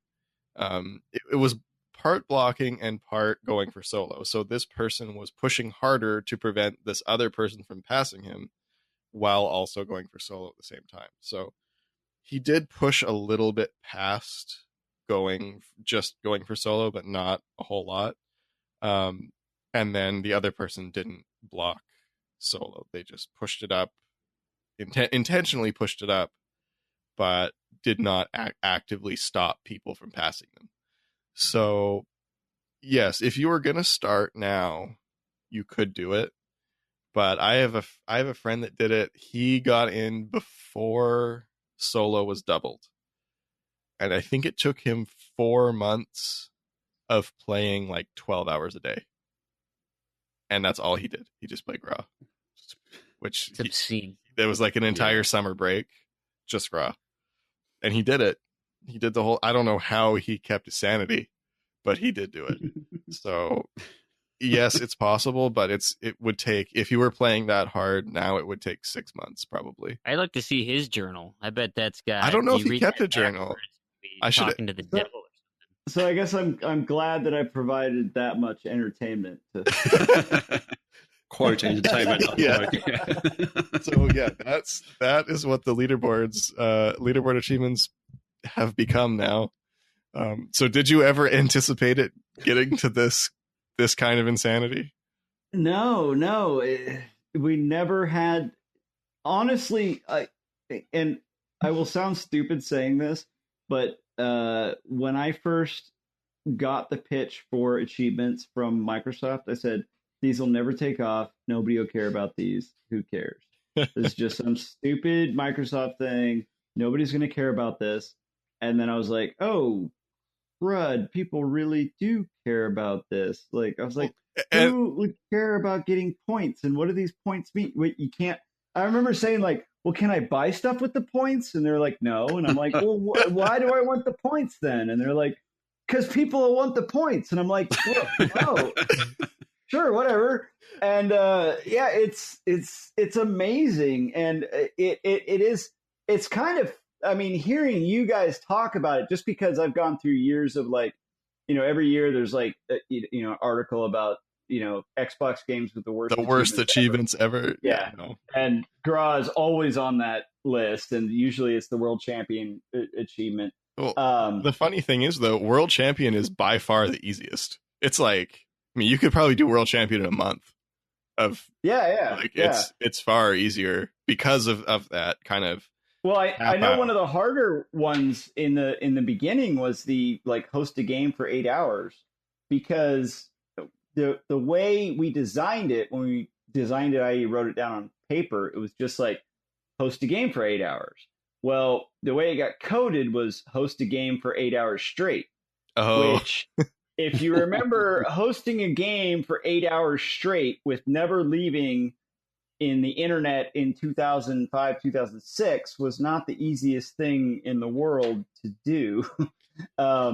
People didn't have the best internet connections, and it's still not the easiest in some areas. Yeah, it's still not easy to just host a game for 8 hours straight. It was never meant to be 8 hours straight. It was supposed to be 8 hours total, i.e., like if you hosted for whatever half an hour, after you did that for 16 times, you'd be good. But yeah, it is a kind of amazing what achievements have become and what kind of power they have and what kind of dedication. And to me, it's a testament to gamers wanting to be gamers and be completionists and do what we've always wanted to do. I mean, I remember back in the day with the original Rainbow Six, had to get the gold star on every mission, i.e. I had to complete the mission, all the objectives without killing anybody, and crazy objectives, and there was that was just for me. Like nobody else could see that. Like it was just like saved on my computer. Yeah, for sure. And so I remember back in the original Silent Hill, there was a bunch of things in that you would unlock special sort of weapons or special sort of bonuses and things like that if you went through the game on hard and you never got hit and things like that, and did it in a certain time limit. So yeah, and all that stuff didn't have achievements, but that would be what achievements are now. It's just it's interesting that we get this kind of global recognition of these kind of things on a gamer tag. I even look at like the speedrunning community. I mean, that's essentially gaming the system to find a way to, either break code or find loopholes or glitches that you can complete a game faster than anyone else. There's no achievement associated with that, but it's a game within a game. It's this meta that is a hill to climb and a challenge to be had, and people find entertainment in it. Yeah, I mean, I think so. I mean, I for a while got on a arcade machine thing, and I've got T2 and Ikari Warriors and Bad Dudes in my garage. And Bad Dudes, awesome. Oh yeah, dude. Yeah, who's gonna rescue Ronnie from the ninjas? But I can tell people, I go like, yeah, I've beaten T2, the arcade game. I've beaten Bad Dudes. I've beaten arcade Ikari Warriors. Like, have you? Like, no. So, but yeah, I think it's kind of that gamer cred that we all crave as gamers, to be able to just say like, yeah, I did this. I went outside the box. I did what normal people don't do, and what the casuals don't do, and I made it happen. Do you spend a lot of time gaming? Do you get to, or do you just got to work so much that casual gaming or free time gaming is kind of out the window? I try to game as much as I can. It's hard for me as a game designer. I found that, so before I became a game developer, my two biggest things that I like to, well, let's say three. So BattleTech was one of them. So hardcore tabletop gaming, hardcore PC, just PC gaming, and then reading hardcore sci-fi. Like really technical science-based science fiction.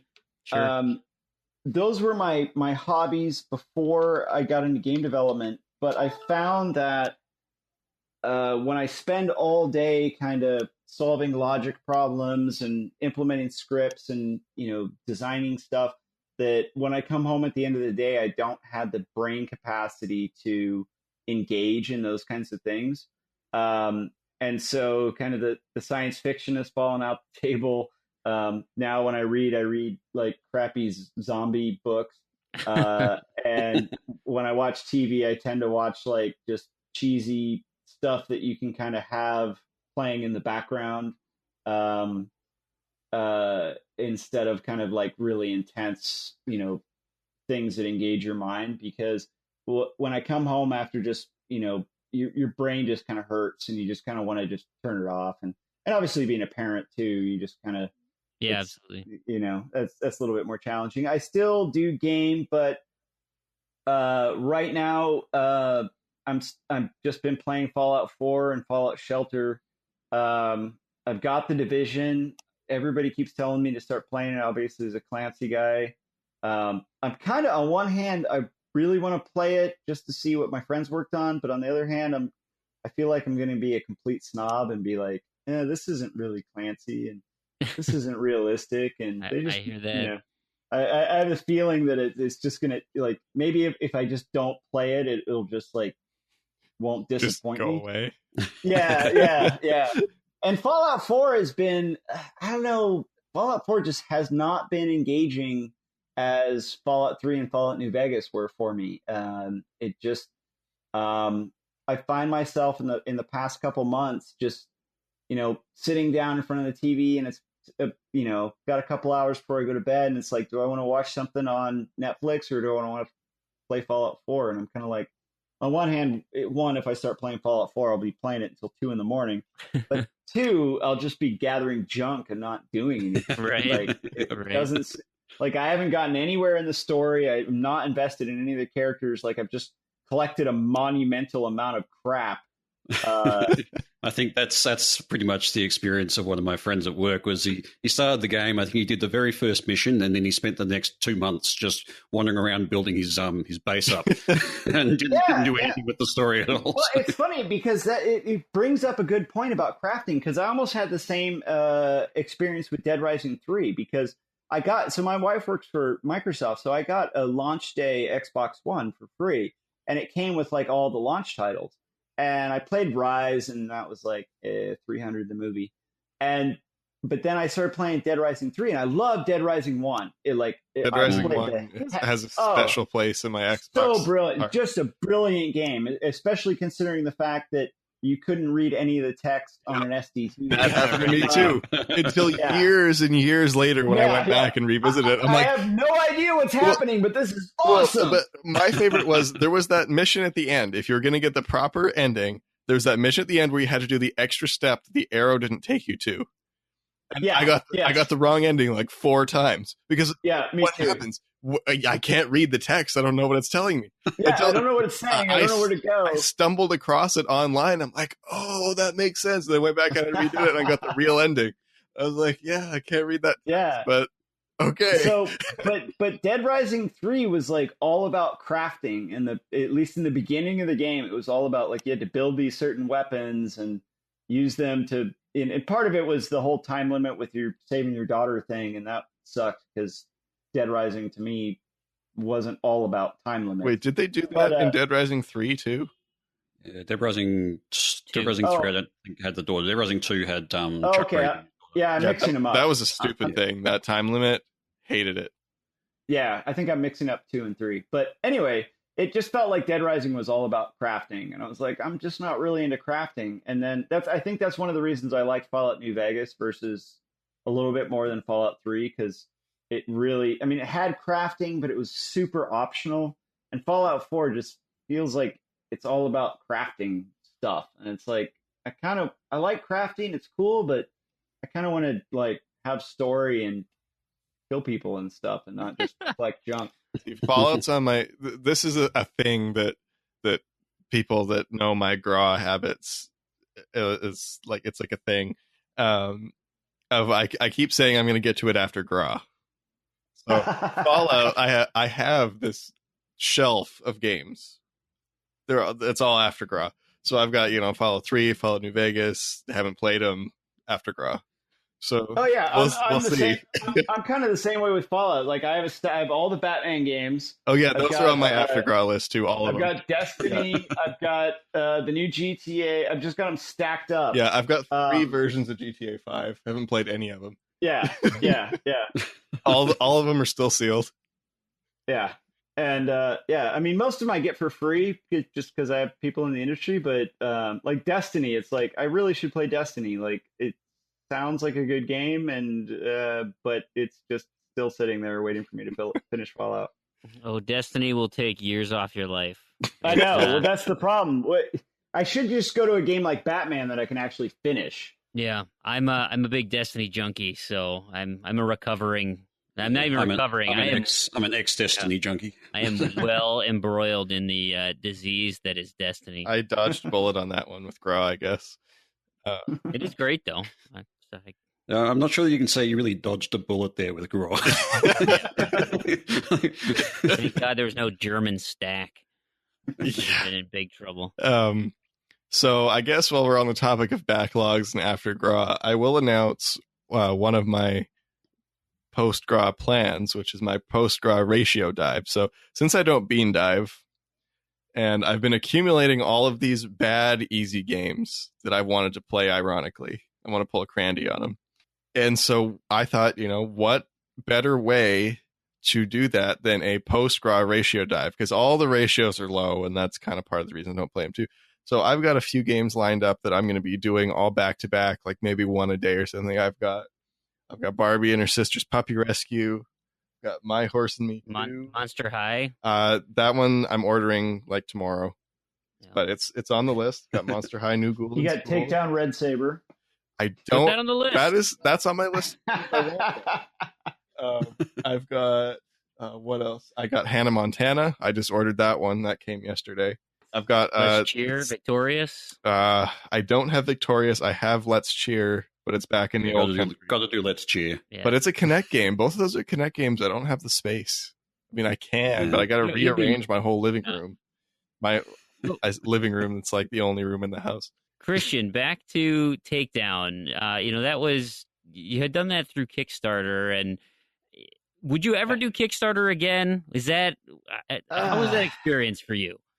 That's a great question. I mean, obviously, the reason I'm still independent, the reason that I started a studio, the reason that I made Takedown, the reason that I made Epsilon, was all based on Kickstarter. And if that hadn't borne fruit, then I would have moved on to another AAA development, and I, whatever, may be working on some other AAA franchise. That being said, to be brutally honest, the Takedown experience in the end was fairly traumatic for me. And there's actually a GDC talk that I did about this. We raised a couple $100,000 and we shipped the title, which is better than a lot of Kickstarters. Yeah. But, the title had some problems. Takedown Red Saber, when it launched, the publisher had some problems in the QA department. There was a lot of bugs. That being said, we spent the next 6 months fixing the majority of those bugs, on our own dime. But we never got any official reviews past the launch reviews. So the first 3 reviews that were on launch day, especially by GameStop, that gave us a 2.2 out of 10. And I won't say what I think about GameStop right now, or GameSpot or whatever the hell they're called. Nobody came back after, the next week patch or the next month patch or the second month patch or the 8-month patch or the, whatever patch.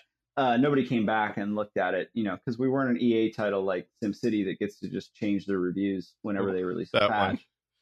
Yeah, that one was a mess. Yeah, I can't, no dig against the game reviewers, but when you're SimCity, you get to do whatever you want, but whatever. Anyway, so the challenge with Kickstarter specifically, and why I chose not to go with it for like Epsilon with early access, is that, you're selling someone on a dream. You're saying this is what you want. And what really clarified this to me was a coworker of my wife's at Microsoft, high-level person at Microsoft. I ran into him and he's like, oh my, and he was a little bit younger, about my age, a little bit younger than me. And he said, oh my God, I backed you on Kickstarter. I loved the original Rainbow Six. I love the original SWAT. Like, if you can bring back that experience that I had when I was 14, like, this will be the most awesome thing ever. And I remember saying to him, like, dude, I'm not going to like bring back your teenage years. Like, I think maybe you have a little more wrapped up, like, I'm going to make a game. And I believe still, while the reviews and a lot of people will disagree with me, I did succeed on doing what I said I was going to do, is that I made a game in the vein of those games. And I made a game that, and when I say I mean I and the people that helped me bring it to fruition. We made a game that was faithful to those games. We didn't bring back people's 14-year-old experiences, and people forget. Like, it was funny. Like, I remember the biggest criticism of, like, if you watch any of the takedown reviews, it's like, I don't know what to do and I don't know where to go, and there's nothing, there's no objective indicators, and people are just shooting me from everywhere, and I don't know what's going on. And it's like, well, yeah, that was the point. Like, we just throw you in and you figure out that was kind of the deal, right? I think like, it's welcome to the early 90s of gaming. Yeah. yeah. So, I think it's so interesting that you bring that up, because people don't get that. They do, like, because I used to play RuneScape a lot, and that game is just fueled by nostalgia. So much to the point that there was so much demand for them to unupdate the game that they made an unupdated version of the game. But people, it's the same thing. People were disappointed by it because you don't bring back the people you had. You don't bring back your mindset, all the things that came along with it. It's just one piece of the many pieces that made up that experience. And it's really interesting because another one that people have said to me before of that is, oh, Guitar Hero 3 was so great, which it was. Guitar Hero 3 was an amazing game, but the experience that people had at the time of Guitar Hero 3 would not come back with a re-release of Guitar Hero 3. Right. Just like the same experience did not come back with a release of the 2007 RuneScape servers, because you just, there's so many other factors that played into that experience that you can never bring back. Yeah. Well, I mean, I had the experience, even though it got good reviews, I had that experience with Wasteland 2. I mean, I backed Wasteland 2, and I know the guys that are working on Wasteland 2. I mean, I talked with them because we were in the kind of early, Kickstarter wave. But when I got Wasteland 2, I kind of just couldn't get into it. I tried, but it was just like, oh, and I love Wasteland. I mean, I played Wasteland. I found a bug in Wasteland that if you finished the game and somehow you did a certain thing, you could restart the game with the same characters.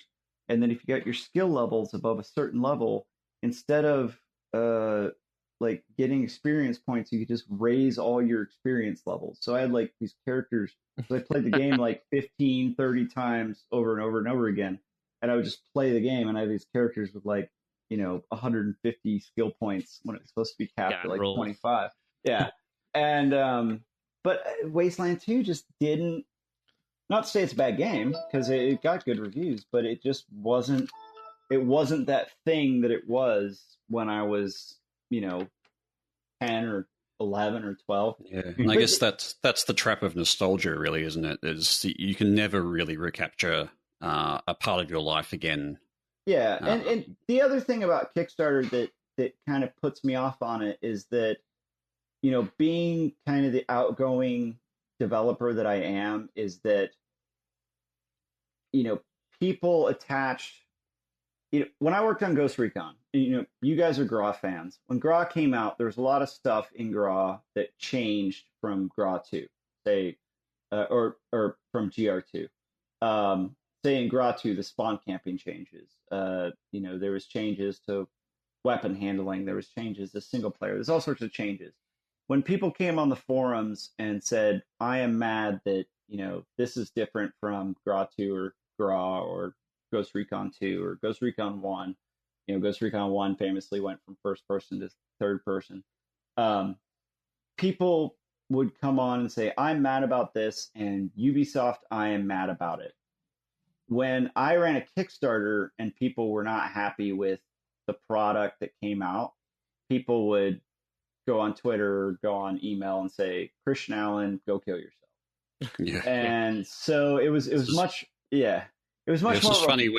We touched on this actually last episode because we have a segment where we discuss just sort of broken achievements or achievements that are going to be discontinued and things like that.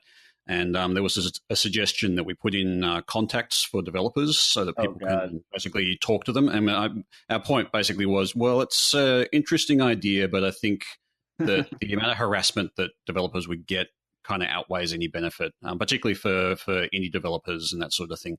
If it was an EA or a big company that can sort of handle that kind of stuff, that's fine, but we're not going to go and sort of promote harassment of individual developers just because an achievement doesn't work. That seems a bit sort of pointless, really. Yeah, I mean, I got a buddy that ran a successful Kickstarter. He's working on the Friday the 13th game, and I'm sure it'll come out great and it'll do good. But one of my concerns is that if it doesn't hit 100%, that people are going to focus in on him personally. And that's one of the challenges, I think, with Kickstarter, because you can't, if you look at the successful Kickstarters, they tend to be character driven. You have, ones like myself, or, obviously Star Citizen is a big one with Chris Roberts, whether even down to Leisure Suit Larry, it's a guy going out and saying, hey, this is me. I can make this kind of game. Let's make it. And even Thimbleweed Park, I think, is another one. It's got Ron Gilbert attached to it, and that's just his name driving that. So or even the failed, like the one where the guy was going to make the sword fighting game, Clash. That was kind of personality driven, and the non-personality driven Kickstarters don't tend to be as successful. But the problem is with personality driven crowdsourced things, all of a sudden you've got 2,000 to 5,000 people that you've kind of almost, to them, given your word that you're going to do this thing, and they can be very agitated when if it's not, again, bringing back their 12-year-old, nostalgia. Yeah, you become a lightning rod. Yeah, exactly. Like I've gotten much less heat on Epsilon, and much better ratings. It's funny because Epsilon, it does have more features. We implemented pre-mission planning. We've got the whole map surveillance thing. We've got better squad commands. We've got, across the board, it's a better game already, even though it's in early access, than Takedown. A lot of that has to do with the capabilities of Unreal 4 versus Unreal 3, because a lot of the time we spent on Takedown was just actually getting like squads working. And I took a lot of those learnings and applied them to Epsilon. But in Epsilon, we've got much higher rating and much less, there's a little bit of like, well, Christian Allen's a-hole because he, made Takedown, and I even got that off Blind Hotel. But most of it is like, this game has a lot of potential, and if the devs follow through with what they're going to say they're, trying to do, then it'll be good. There's not a lot of this like blood in the water, like, let's jump on this Kickstarter thing and make our article that says, oh, it's a new Kickstarter, which was, like that. It was just like everybody's waiting, like, oh, there's a Kickstarter we can jump on and say it's terrible. So yeah, it's tough, but it's a challenge, like if I was in this to like make money, I wouldn't be trying to do these types of titles. I would be working on the next Tomb Raider or the next Hitman or something like that. Like I'd just go work for some EA and make a bunch of money. But I'm trying to make games that, I think are underrepresented in the industry.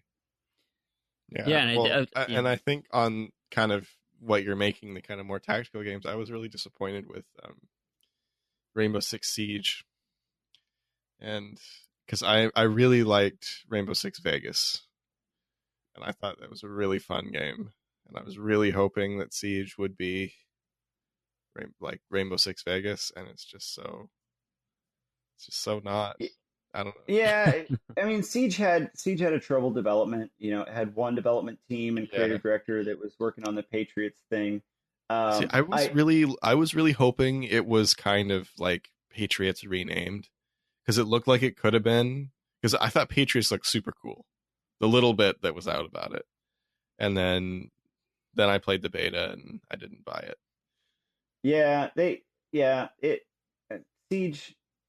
Siege had a lot of challenges. I do admire.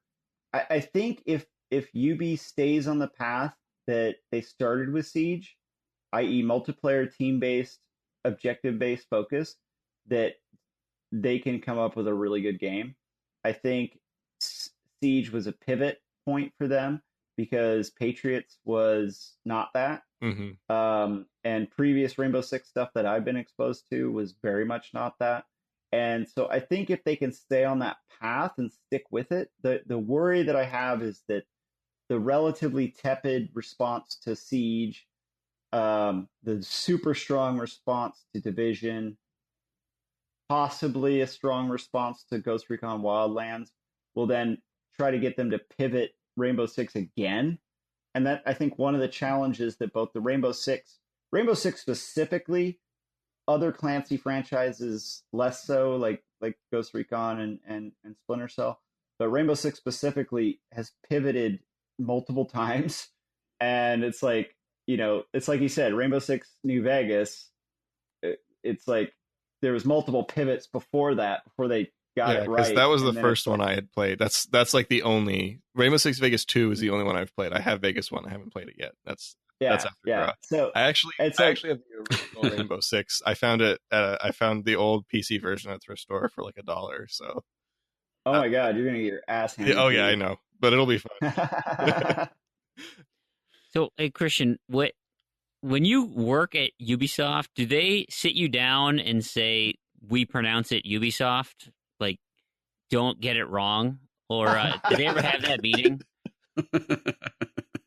What's funny is yes, but that meeting was, if you remember, if you again look at the old Rainbow Sixes, Ubisoft's logo used to be the same as Day One's, which was like a rainbow arc that went over Ubisoft.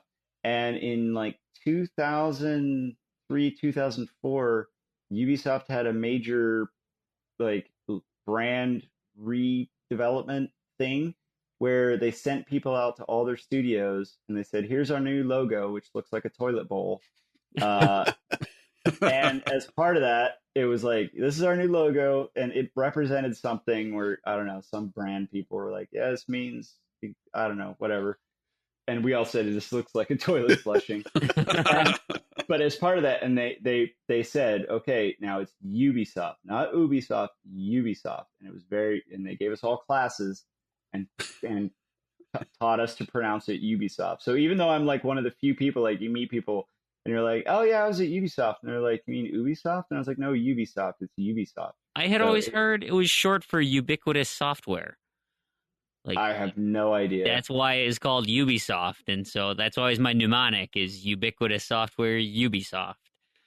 That wasn't part of the presentation? No, the presentation was on how awesome the toilet bowl thing was, and you say it as YOU Ubisoft. Ubisoft. That's awesome.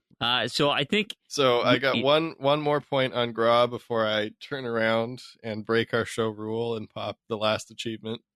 I was just, when I was finishing, because the funny thing with Grau is I didn't play the campaign until like the end. Like I played a little bit, but it was mostly multiplayer, because I played multiplayer when it was active, and this was like 9 years ago when I started it, and I really loved the multiplayer. But I didn't ever really do much for single player until I finished the leaderboards, pretty much. I played a couple levels, but that was it. But as I was going through, I remembered that there were a few ads in the game that I specifically remember from multiplayer, and I don't know what it was about them, but it was just kind of like a little nostalgia of playing on the giant, because see, I like the giant map. I always played on the giant. My favorite one was, I think it's called Nowhere, the big desert.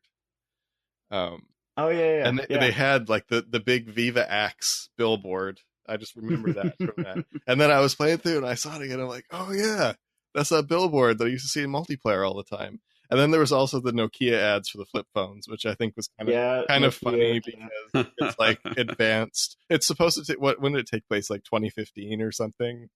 Yeah, and they and I still think got there the was like an Nokia flip Nvidia phones. ad, and well, if you ever go play Gra 2, it's got. I'm sure they're not active anymore, but they actually implemented streaming ads, Oh yeah, and so they there was like may still be because the original Skate, I'm pretty sure, still had ads last time I played it, like up to date well, ads. yeah. In Gra 2, we implemented the streaming ads, and at one point I remember playing, and there was like a tampon billboard. And it's like, what the? In Gra, like Yeah, not exactly your That's the target reason in Gra audience. 2 you can't blow up buses is because we had ads on the buses, And you didn't want them to disappear. we weren't allowed to blow up the buses with the ads on them. Yeah, and it's the reason in single player, like there's all the Dodge stuff, like all the cars are Dodge, but you can't blow up the Dodge cars, but you can in multiplayer. So But, yeah. so basically, if you see a Dodge car, it's good cover. Yeah, exactly. Well, in real life, Gra just like in real 2 is It's a great advert. I'll remember that.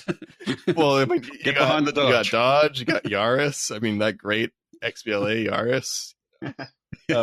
I knew actually one of the network engineers on Halo Reach was the multiplayer designer or multiplayer engineer on Yaris. That's awesome. Oh, what was I going to say now?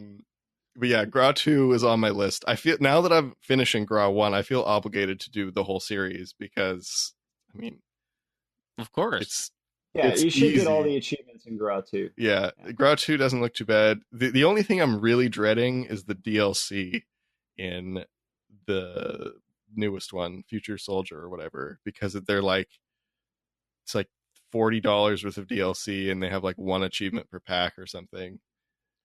Yeah, just wait. They'll make it all free eventually. Uh, Or they'll kill it like they did with Ghost Recon 2. yeah, because that's what I was gonna say. Like they might do that, and then it's like, Yeah. And you're in big trouble. yeah, I actually have an Xbox with all on my 360. I have all the Ghost Recon 2 because Ghost Recon 2 was backwards compatible, and so I downloaded all the DLC for Ghost Recon 2. It was all free, but then they pulled it all offline. So I have this Xbox 360 with like the hard drive sitting there with just, and that's like the only way I can access like the game missions that I worked on like years ago, because they're like gone now. It, like totally sucks. It's like you can probably pull them off totally with a need USB stick and save them on your PC. yeah, probably, but I can't run it on the PC because they're Xbox. No, so, but if you ever yeah. lost a hard drive, you could. That's true. That's true. Yeah. So yeah, I think that's it for Gra mostly. So this is it for for I'm you and Gra. I'm gonna You're turn- unlocking it right I'm now. gonna turn around. I'm gonna load up my campaign. I need to get out my cheats because I don't want this to take forever. Well, while we're waiting for that, That's one big plus for not disabling achievements when you turn on cheats on Gra. you can do it at a moment's notice. So while you do that, we joke about having a zombie related podcast.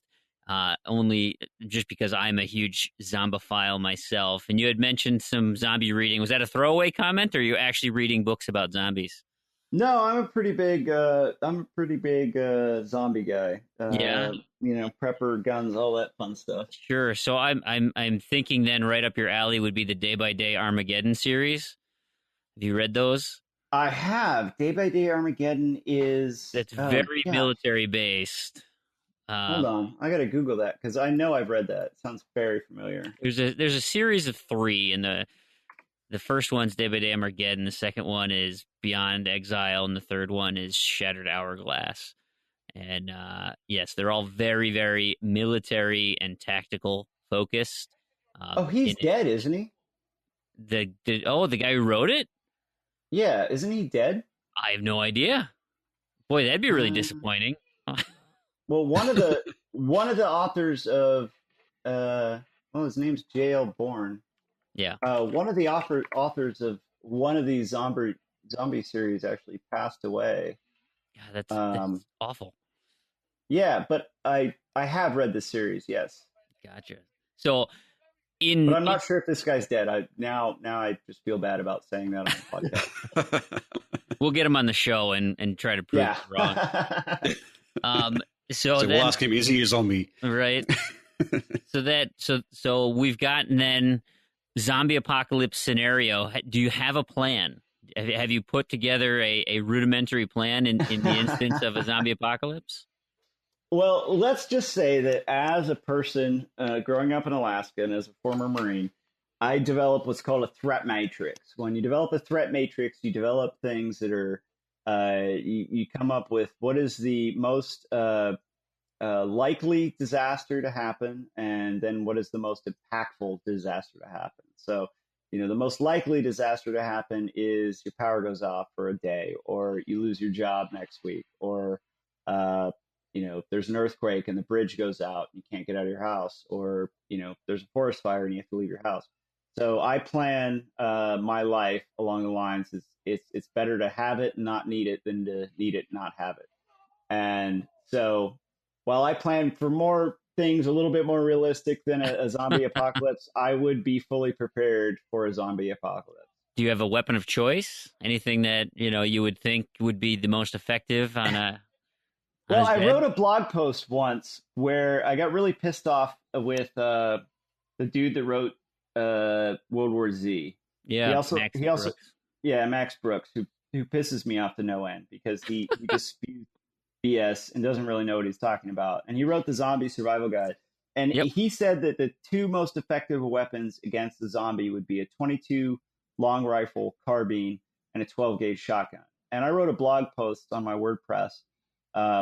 It's before Twitter and Facebook and all that stuff. I'm just going to butt in because Graw has been completed. It's over. Hey, all right. The nice, easy achievement is the last one. Congratulations. But yeah, so he said 22 long rifle and a 12 gauge. Well, his whole idea of this myth of a 22 long rifle bouncing around inside a human skull and being completely lethal is complete BS and has been disproven by ballistics, and in most cases it would not even penetrate the human skull. So that's about as efficient as stabbing someone with a pencil. Next, a 12 gauge shotgun. Okay, if you have to engage someone with a 12 gauge shotgun and you have to take out their skull, you're going to engage them in close range if you're using buckshot. What's that going to do? It's going to spray stuff all over you. So if you want to explode people's heads and have them spray stuff all over you, which then can get into your mouth, get into your eyes, get into your ears, and infect you with the zombie virus, great. And if you want, 10 rounds to weigh half a pound, that's awesome. The most efficient anti-zombie weapon is a supersonic round, small penetrator round that does a lot of tumbling, a lot of damage. You're talking a 4.6 H&K out of MP7, or you're talking a 5.7 by 28 out of a P90 or an AR P90 5.7 upper, which you can get, which I have for the AR platform. That is the most efficient engagement for a zombie because you're talking about an accurate round that fires flat, penetrates deeply, does a lot of tumbling, does a lot of damage, will take out a brain, will penetrate a skull. You don't need big shotgun rounds to take out a zombie. You just need to penetrate their skull and damage that cerebral cortex. So that's my short answer. I love it. That is fantastic. You can only get this type of hard-hitting analysis on Z to Z podcast.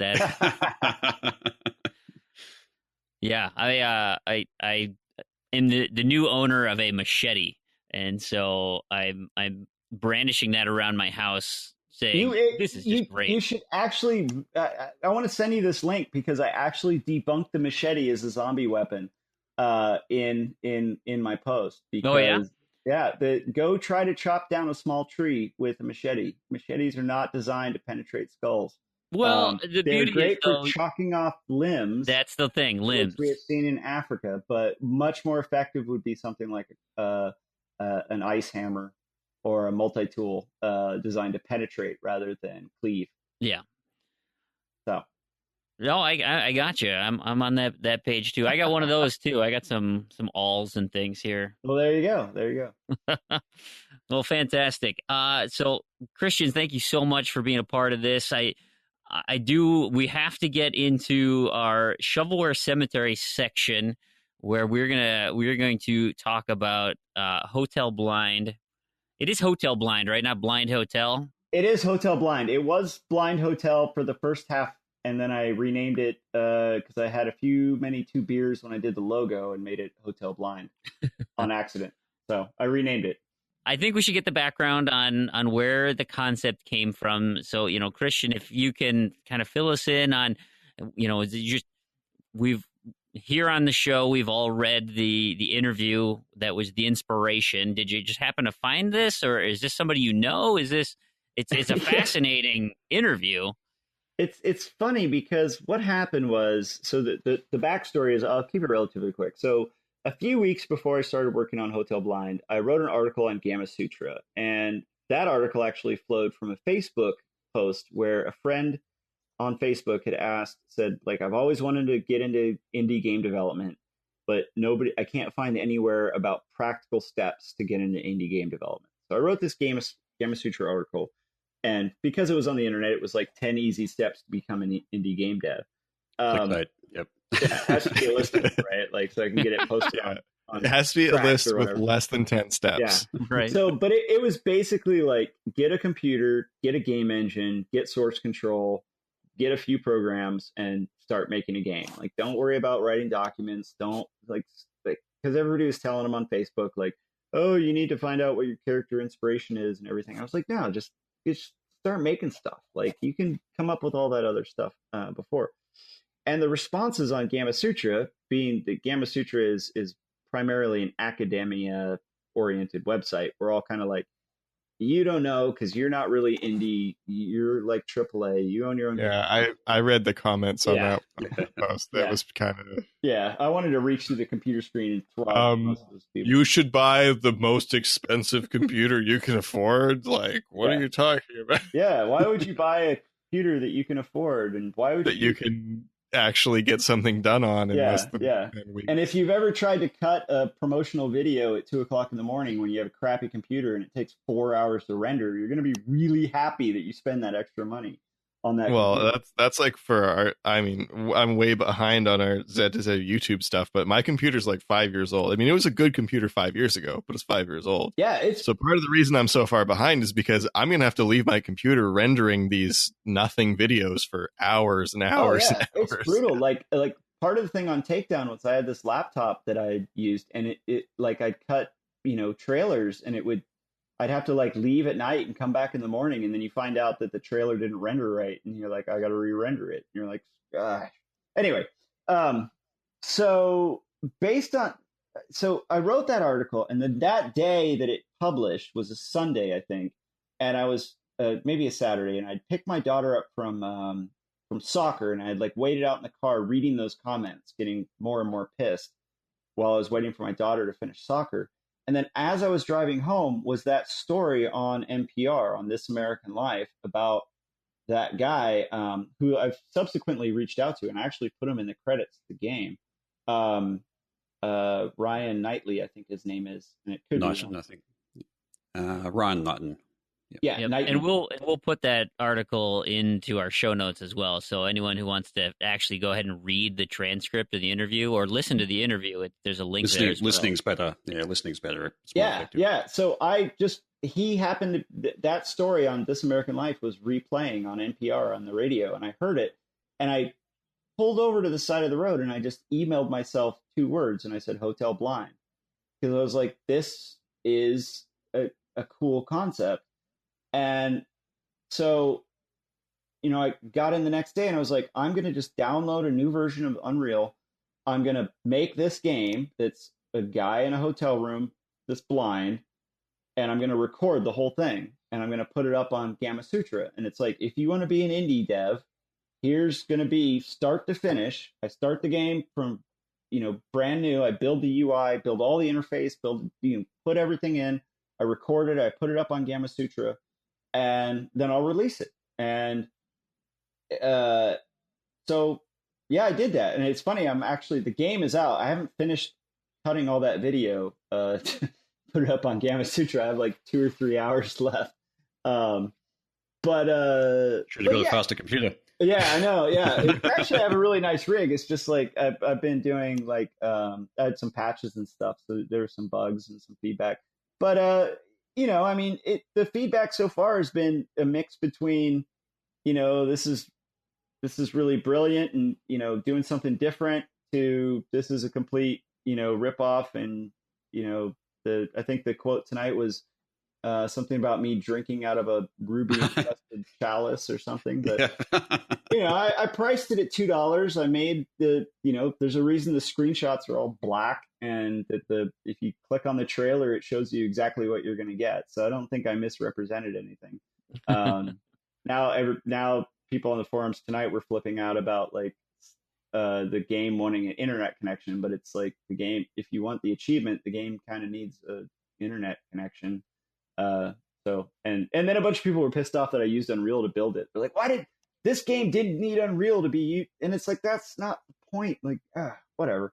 So anyway, that's the background. So it was kind of just a knee jerk. I heard a cool story on the radio, and I thought it would be cool to make a game that matched this, and I did, and you haven't. So whatever. Well said. Well said. Yeah, I actually really like the concept of this. I mean, it is. I took it for what it is, which is basically a really good way to demonstrate a experimental concept from start to finish as a game, and I really do appreciate that. And also, it is really an insight sort of a bit of an insight into what being blind is like. And it reminded me a little bit of there's a game called Beyond Eyes, which is out on the Xbox One and other places. It's a bit like that. Essentially, you're just walking around in this white world, but as you get closer to things, it starts painting in, and so you'd hear things from a distance, and you get closer to them, and they'd change. So what you thought you heard at first would change to something else once you get closer and you can actually see it. So it kind of reminded me a little bit of that concept. But I actually really really like the concept and the story behind it. So yeah, the original idea is that it would be kind of like a Fog of War type StarCraft thing, where you'd kind of move to the objects, and then you would unlock like 2D drawings of what they were, and then those 2D drawings would kind of stay in the world.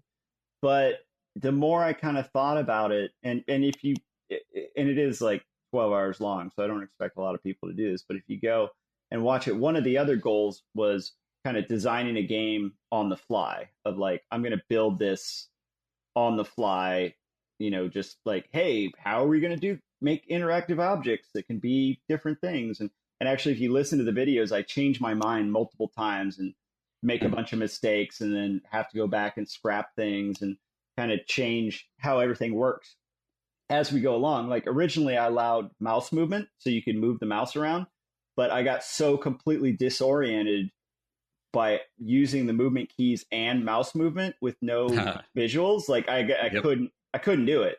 And so I disabled mouse movement so that only the WASD keys. And that was after originally I only disabled up and down mouse movement, but even leaving left and right mouse movement, because you didn't have any indication of how far you moved and what your mouse movement speed was, it was just completely impossible to navigate anything. Yeah, and in fact, I found that when I was playing it through earlier today, actually, that I kind of expected the keyboard to actually be moving me like left and right. So I expected the A and the D to actually be turning me for some reason, and I was kind of getting really disoriented. Like, okay, which way am I facing, and where am I going? And I could imagine, if you had the full mouse kind of view in there as well, that would just be completely unworkable. It's surprisingly difficult. Like when I was playing it too, figuring out where you are is just. Like, because I kind of tried to go along the walls, but it doesn't really work sometimes. My daughter my daughter played it yesterday, and she drew a paper map. And after about an hour and a half, and she's 9, after about an hour and a half, she had a complete, full, correct paper map drawn out of the room. That's impressive. I do not have that amount of patience. And I have to admit that I made special versions of each room with lights in them so I could test them, because I had to go and be able to test every level to make sure that you could complete all objectives and it worked all complete in a randomized fashion. So I had to test it in the shipping build. So I couldn't control which level loaded. So I just had to keep playing all the levels until they all loaded.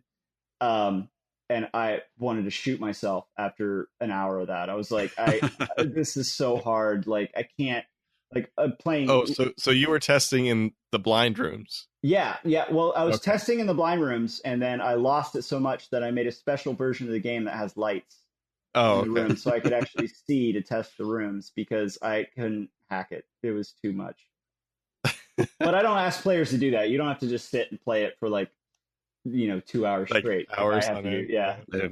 There's no 10,000 leaderboard achievement. No, I was going to say, you should throw in a leaderboard achievement. Yeah, well, I think I might put it the sink was especially challenging because it's so small and it's right next to a wall, and it's like I could go put in brush your teeth 10,000 times and exactly. earn the hate of all the in internet. 10,000 different rooms. Yeah. See, I've been working on a joke game in Game Maker, and one of the ideas that myself and my friend that we're have been throwing around is you have an achievement called Unobtainable Achievement that's unobtainable.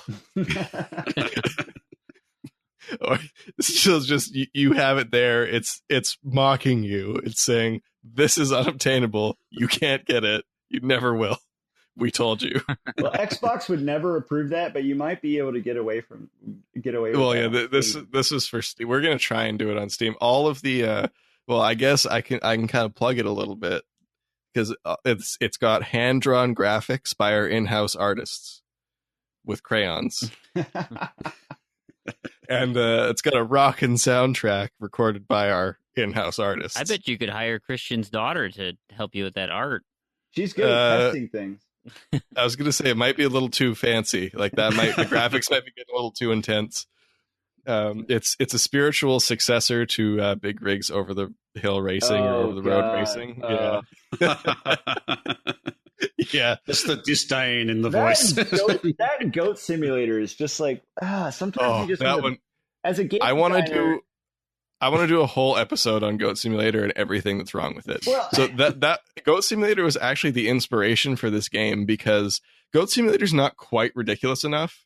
When you have hand drawn and scanned crayon graphics, that's when it's so obviously a joke that you can't play it off. The thing is as a game developer, when you spent a year of your life building a pre-mission planning map where your artist has built different levels of the game that are positioned 60,000, 80,000, 100,000, 140,000 units to the y-axis off your main map, and you're teleporting the camera around and accessing security cameras and teleporting skeletal meshes so that the players can interact with things.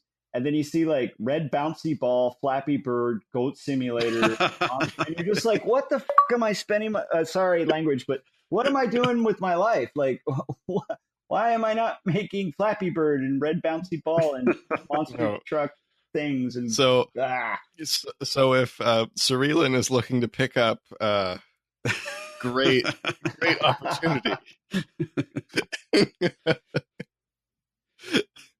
All right, I'll keep it on my publishing list. There you go.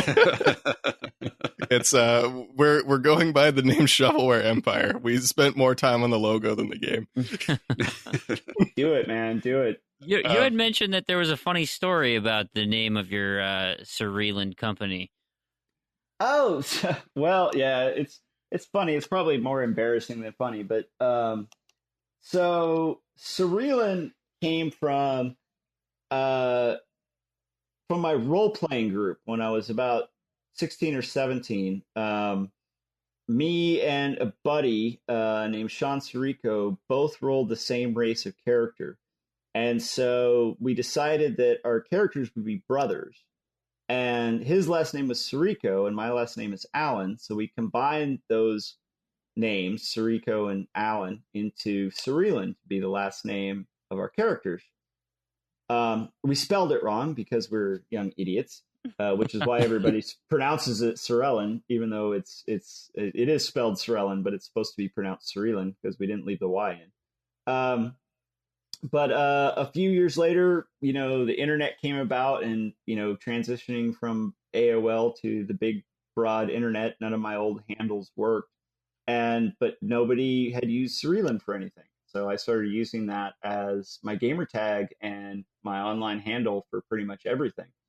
And so in late 11, early 12, when I was starting the company and, working on the Kickstarter and everything, I was trying to come up with names for a studio, and I had like really dumb names like Headshot Games and Penetrator Studios, and like I had this idea of like trying That to come sounds up with, dirty.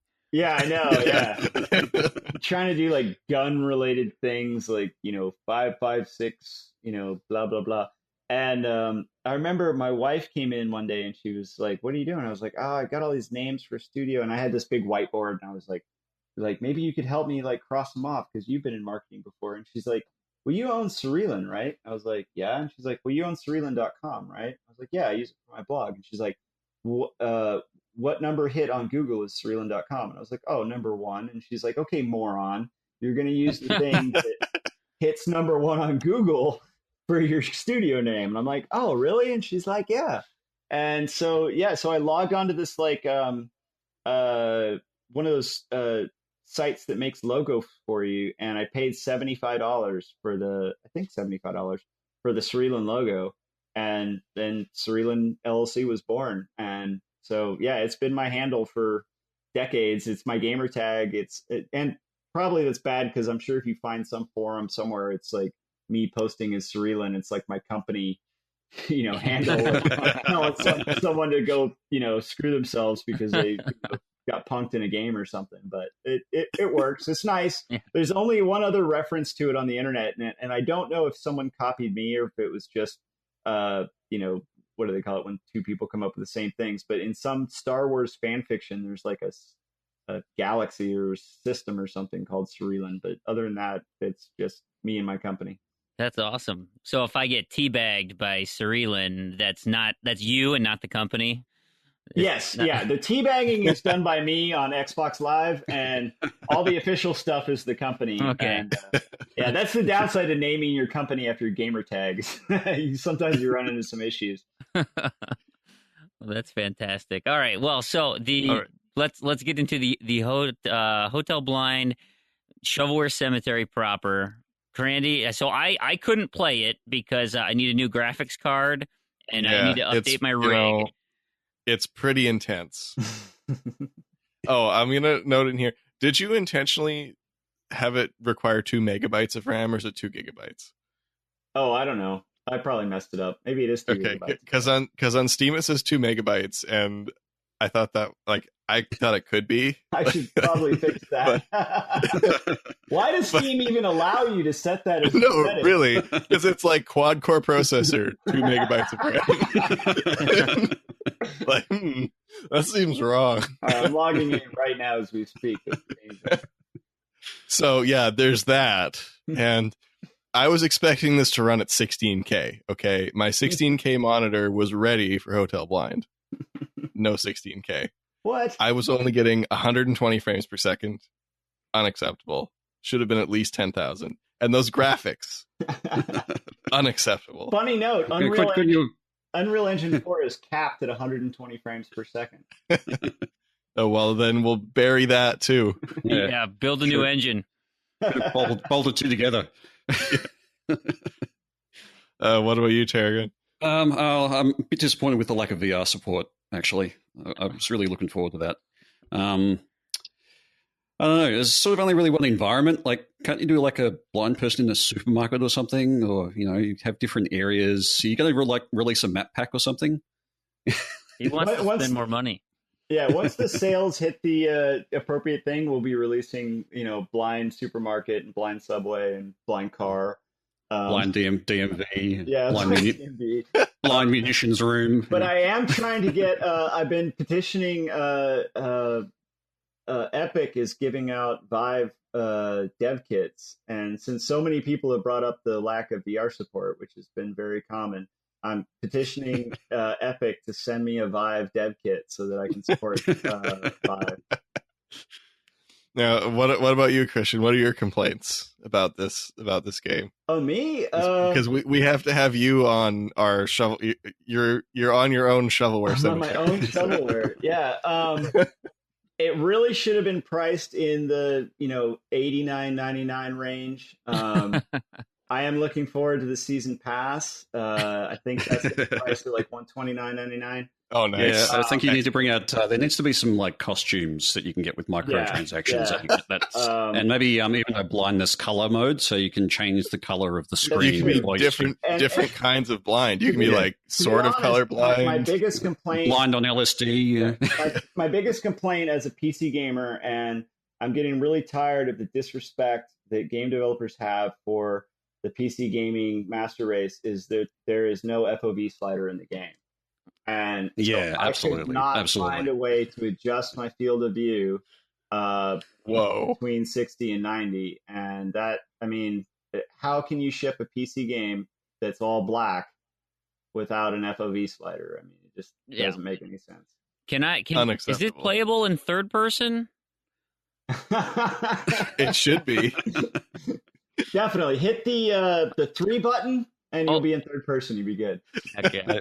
Actually, something else that was lacking was photo mode, because there's some astounding graphics in there, and I just want to take some screenshots of that to share. That's true. There's no option. I mean, what are you supposed to do? Unfortunately, I originally shipped in a developer mode, a developer build that you could have used console commands, but I disabled that to speed up shipping. So maybe I'll look into that.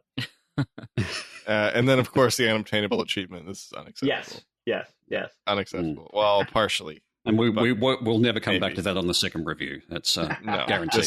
I think we're a mutual bury. Is everyone on board? Yep. We bury. Well, I think instead of an unobtainable achievement, I think I just want a random achievement that just says random, and it's like I can go into script and be like, generate number between 1 and 1,000. Does number equal 897? Grant achievement. and that just runs every time you play. You should have runs at random times during the game. two separate rolls between 1 and 1,000. If they're equal, then you get the achievement. There you go. That's even better. We should probably get the vitals, right? $2 on Steam right now. Yeah. So check. You can find Steam. Just search Hotel Blind Steam. It's $1.99 US. There are 5 random rooms. Well, there's technically 5. There's more variations because one of the new objectives we added is your keys that randomly kind of change. So you get a random room each time, and it really is just about, don't take it too seriously. It's about trying to experience what this guy felt, being in a room. And it's a little bit of a challenge. You get an achievement. It's $2. Check it out. And if you don't like it, you'll tell me, I'm sure. And listen to the interview. And check out the dev's diary once that's up as well. Yeah. Sure. You can go on gamasutra.com and just search my name, Christian Allen, and that'll bring up my dev blog. I'm in the expert dev blogs, and I've got 9 episodes of the developer process posted so far, and I've got about 2 or 3 left to post after I finish editing them. Yeah, we can put a link to that in the show notes as well. On a semi-serious note, we were kind of kicking around like ideas about what you could do with this, and it had crossed my mind to do like dude getting ready in the morning. So you got to brush your teeth, you got to get dressed, you got to like do your hair, and then you just as your final like this is what you did. You just to get a picture of your dude with his like disheveled hair, and hopefully you matched your clothes and. Like, I don't mean to make fun of somebody, afflicted with blindness. I mean, that's a terrible condition, but it's just the hopelessness of being by yourself in a situation like that, where you really need a system and you need help and people to provide guidance in areas that you're not your home. You're in a weird location. It'd be interesting to see that kind of a take on it. Well, it's actually really interesting because a few of the negative reviews and some of the posts in the forums have noted on how frustrating the game is. And when you listen, welcome to being blind. Yeah, that's kind of the whole point, isn't that it? was kind of the whole thing. Is like if you listen to the guy's story on This American Life on NPR, is that he had found a wall that he hadn't followed all the way to the end, so he didn't know that the room was continued. So like when the phone rang, it was like outside of the room, and it just totally blew his mind that because he's like, I mapped this wall. I know where this wall was, but he didn't follow it all the way down. And I think that was the key point that was like, oh, this is a game. It's like you have to map this stuff out. And now I have mapped out all the rooms in my mind, and I can actually maneuver them very quickly because I've done it like hundreds of times. But it's like, yeah, I know it's not it's a little game. It's something little, it's like I said, it's $2, but it is just, it's more of like a mind exercise. Right. Of, this real person did experience this thing. And, if you want to experience it, go for it. It's going to be freaking frustrating. It is really frustrating. Yeah. Well, I think his comment when he finally answers the phone and he's like, his wife, why didn't you call me last night? Well, there was no phone, and now there is. Yeah, it's like someone brought a phone into his room. And it's funny because I've told this, I had never heard that story between a few weeks ago when I was at GDC. I told like 4 or 5 game developers, like even like former head of like the IGA, this story, and they're like, "This is brilliant! You should do that." I was like, "Okay, I guess I will." Love it. All right, so you want to touch on Gra here? We got to do Gra on the Gra episode, Shovelware Cemetery. So, there's ads in it. Like, come on, Blatant. Ubisoft. Dude, no, I'm saying Ubisoft now. Now that I know the correct term, I got to call it toilet bowl. Ubisoft is spelled with $. Yeah. Now it looks like it's like a 10-year-old game. Okay. Like it looks like it was developed for like original Xbox or something too. Like that is not cool. Okay. What about them achievements? Yeah. Like, come on. It's like impossible. Nobody could ever get those. Like anybody who got them must have cheated. Have to have cheated. And like you just run around and like shoot people. Like what's up with that? That's not okay. And there's so many, there's no small maps. There's like one small map. Come on. There's only one small map. They're all so big. And everybody's playing on that map. I don't get it. Yeah, and it's so lame. Like, why are there so many big maps? All these things, unacceptable. What about you, Christian? What do you think of Gra? What do you think? What's wrong with this game? There's way too many Dodge cars. You can't blow them up. What was it? You can't blow up the Dodge cars. The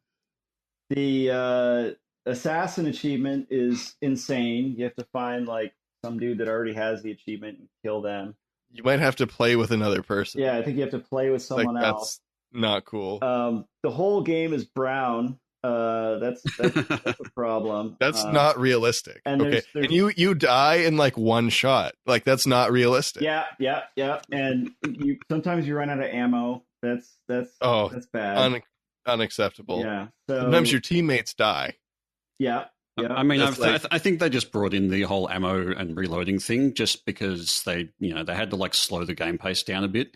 I mean, it's not like real life where you've just got unlimited ammo. Well, I don't think they understand that the core concept of first-person shooters is that what should happen is I just need to run forward until I hit the next trigger area, and then all the bad guys kind of go away, and then I just keep doing that over and over and over again until I get to the next cinematic. And so I don't think they really just didn't get that. They didn't get it. Yeah, first-person shooters. So yeah, I think that wraps it up for me. Yeah. Harriet. And now one more thing too. It takes time to switch your weapons. Like there's like a loading bar when you switch your weapons. Well, and you can't. What's up with that? Well, you can't even press a button and have a grenade spawn out of your chest. That's no, exactly. Like you have to switch to them, and then there's a loading bar. Out a grenade and like throw it and stuff. And we all know that that's not how it works. You just and like when I die, I can't just tap the grenade button. Yeah, and there's no grenade indicator. If a grenade lands next to you, there's not an indicator that tells you that there's. It's supposed to be advanced, okay? Like you're supposed to be able to. It's advanced warfighter, like it's in the future, but it's actually in the past. I because it's already in the past. It's like it was made 10 years ago or something. Right. Well, see, now that we've had Battlefield Modern Warfare and Call of Duty Advanced Advanced Black Ops 27. Black Ops. No, Call of Duty Ghosts. So we had Call of Duty Ghosts, Battlefield Modern Warfare, and something else Warfighter. We've now had all the iterations of Ghost Recon Advanced Warfighter in other titles. It's like no, it did. It all came together. It's like it was copying them. Yeah, it's like it's new. Well, and fun fact, Halo 3 ODST was originally called Halo 3 Recon, but Ubisoft threatened to sue. So I have a magazine article about how Halo 3 Recon is going to be awesome because I was obviously working on it because I got hired from Ghost Recon, even though I wasn't working on it, and it didn't end up calling. Bungie came up with that. It wasn't my idea. I didn't have anything to do with that. Does Graw have akimbo rocket launchers? Can I hold one in each hand? It should. That's a failure. I mean, it's not realistic. Yeah. I want one rocket launcher in each hand. Yeah. I mean, like my friend down the street, like his game, he's got a Kimbo rocket launcher. Like he's MLG. Come on. Well, come on, Graw. Tier 1 operator. So I think we're gonna have to bury both of these games. At least you finished it. I mean, it's done now. I mean, damage is done. I'm gonna have to go back to Call of Duty with my friend up the street. Awesome. Because I want to be as cool as him. We all do, and so we had a lot of fun tonight. Christian Allen, CEO at Cerealin LLC. Thank you so much for spending some time with us. Good sport. So much fantastic things to talk about. You were an absolute pleasure to listen to. Tons of fun stories, and we just thank you so much from the podcast for being a part of this. No, fun stuff, guys. It's always a pleasure to hang out with gamers, especially as people that I know as hardcore as yourself. When you start giving me lectures on how leaderboard systems work, it's impressive, and maybe someday you can help me get the GRA World Leaderboard achievement because I didn't put in a backdoor for me to cheat it on. You didn't hard code yourself in for that one? I should have. Hindsight's 2020. If you need a Destiny Sherpa, you can hit me up. I'll walk you through that nonsense. We'll just power level you. Well, you can't power. If you want to play GRA 2, I mean that's next on the list. So yeah, that too. So I still gotta finish Fallout 4, guys. Come on.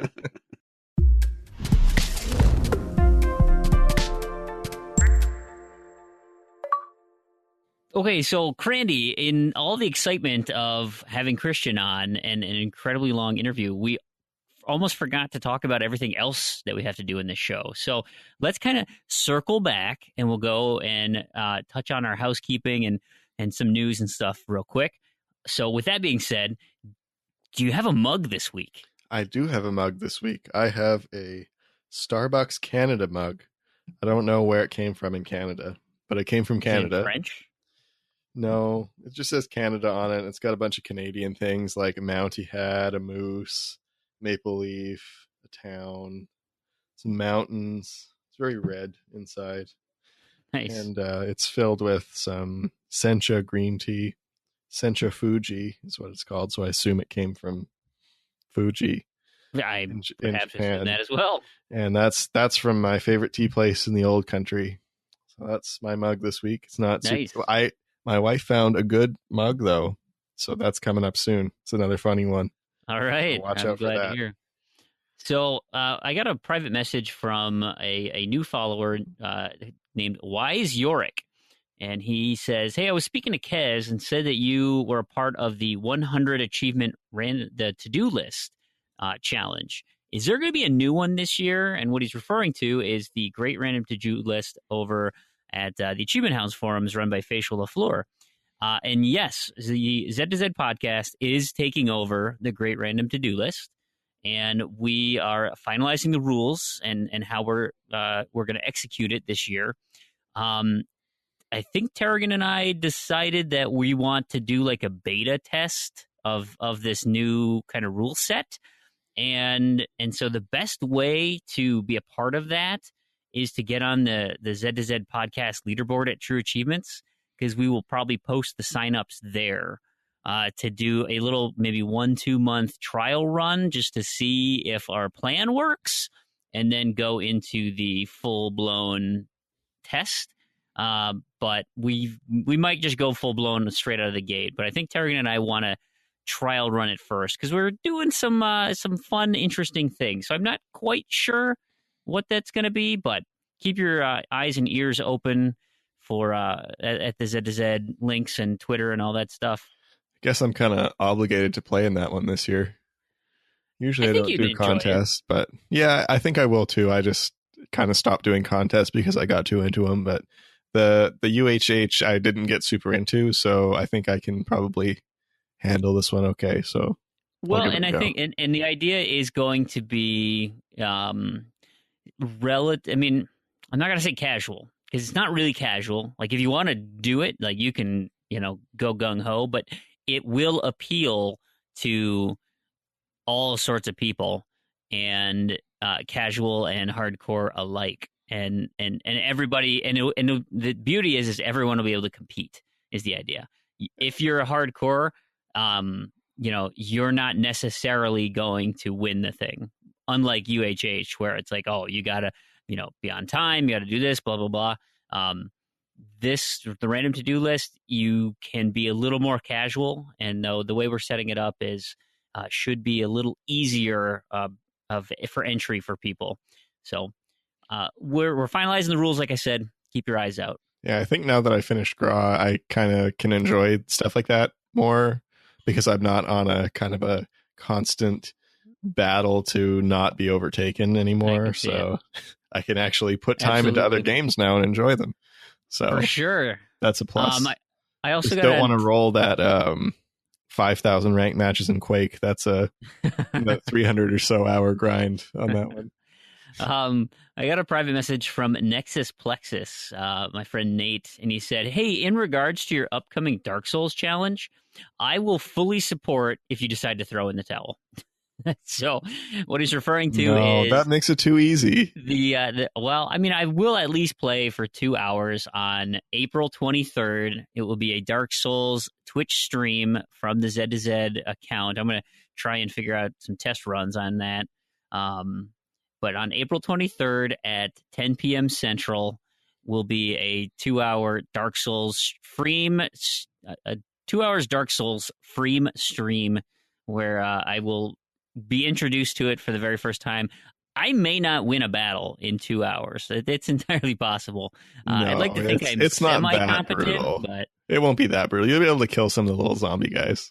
All right, perfect. Maybe not the first boss. The first boss is pretty intimidating. Right, absolutely. Other couple housekeeping things. So the Achievement Hounds community show, Terrigan was actually on the episode 98. So you can go back and listen to that. That's already recorded. It's out on iTunes. So the Achievement Hounds community show 98 features our very own Terrigan. And I will be joining the hosts. That would be on April 17th for community show number 100. So that will post, I think, on the 18th is when they post. So you can keep your eyes out for that as well. Now, we're not going to do a full recap of what we've been playing. There's nothing exciting there. But what I did want to touch on was last episode, I had mentioned some April goals. I think I mentioned it 2 or 3 times. And then I totally forgot to tell you what they were. And the astute listeners who've seen my friend feed have already seen my goals posted as TA challenges to myself. But I want to complete, I've got 7 games that I want to complete this month. One of them I've already done because it takes an hour and a half, and I did it over a conference call. When I was watching my daughter who was sick this week, was 6180 The Moon. I quick just pounded that out in. I noticed you were playing that in the middle of the day, and in I the was middle of the wondering day. what I was on a going conference call. Don't tell my work, but yeah, it was. I'll be forwarding this to them. Don't worry. We need to get rid of you. Yep, it was great. And then I got to finish SpongeBob SquarePants, Plankton's Robotic Revenge, the stupid last Mr. Claus. I'm doing that this month. I just got to put my foot down and do it. Connect Fun Labs Mars Rover Landing. That'll be the last Connect Fun Labs one. I actually like that one. You can do it. I did the whole thing in one sitting or not really sitting, but one standing. One session. It took me about 90 minutes for the whole game, so it's not too bad.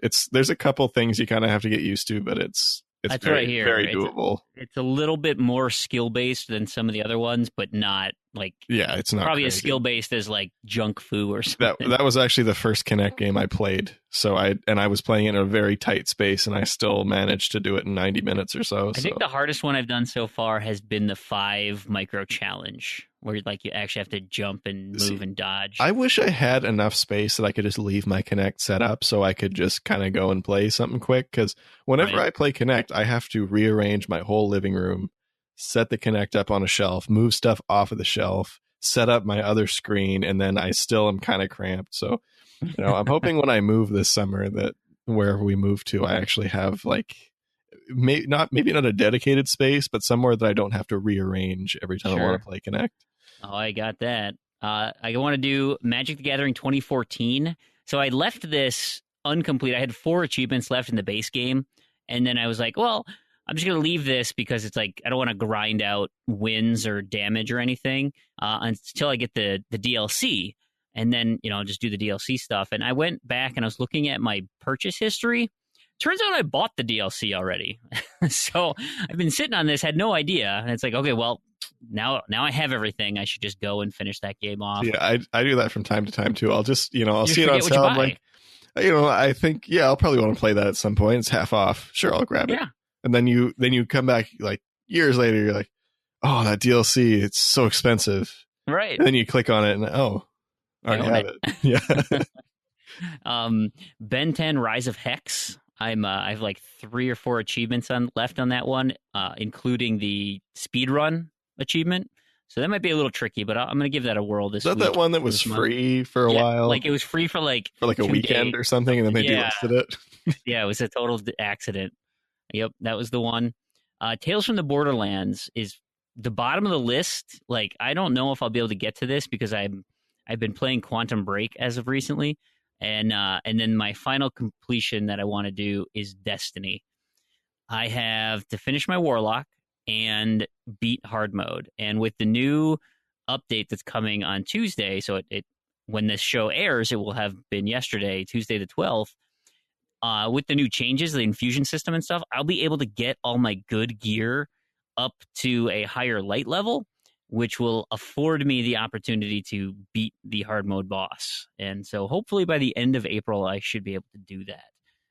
So those are my 6. Then you can finally lay it to rest and not stay up into the late night. That would be nice, wouldn't it? Yeah, that's kind of the plan, but I don't know. It's so addicting. See if you're too hooked. Then you just got to get on the Division. Yeah, pretty much. So we want to go into some listener review quick, things that we may have missed. Now, we got an email from Seb, AHP the 90. Mentioned his iTunes review. I'm pretty sure we mentioned this in the past, like when he posted it back in February. But if we didn't, we'll give him a second crack at it. And this is what Seb wrote on the iTunes Canada for us. Great achievement podcast, pretty clean and easy to listen to, easy to follow along with the website, and skip over those games you might dislike or don't care about. Keep up the good, hard work, guys. The 90. So thanks, Seb. We appreciate that. Huge support of the show and a good buddy of mine. So we really appreciate that. Randy, you want to take the Abomination's private message here? Yeah, I had a private message from Abomination, and after I was kind of talking about this in our little chat room, Damien also mentioned that he kind of had the same feeling about it. In the episode when I was talking about imports, I was talking about power cables and wall bricks and everything and how they can explode. And I kind of just went on a tangent of a mess. So basically what it is if you get one that's not from your region, just throw it out. The power supply. Just the whole thing. The whole chain. The whole the thing. Plug in the wall and the brick. You don't need it. They will not help you. So the NTSC U and NTSC J are compatible. So if you get one from Asia, it works in North America. And then Europe is its own thing. So Europe, Australia, New Zealand, I think that's it. Maybe Hong Kong. I don't know if Hong Kong uses the same power, but they have some PAL stuff apparently. So yeah, if you're from Europe and buying from outside of Europe, don't use that. Use a European one. If you're outside of Europe and buying from Europe, don't use the European bit. Use your local bit. So Right. that hopefully that clarifies. And looking back, that was very unclear.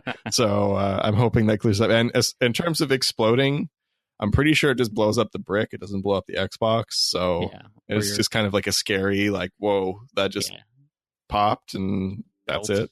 So you get like a nuclear Chernobyl like hole through. Hopefully you're on the ground level because it'll just start going through everybody's exactly. Just don't do it. Ceiling.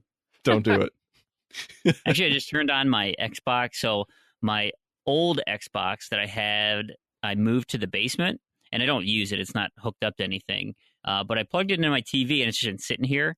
And so I was like, oh, my wife's watching TV upstairs. I wonder if this thing works. And so I turned it on. Red ring of death. Like, oh man, what did I do? And I'm wondering if like I hooked something up wrong or like I just have it weird. I don't know. I think it's dead skis down here. Well, just throw it in the oven for a couple hours and maybe it'll work. I'll just get my soldering gun out and break the thing open. Anyway, they're a pain to open.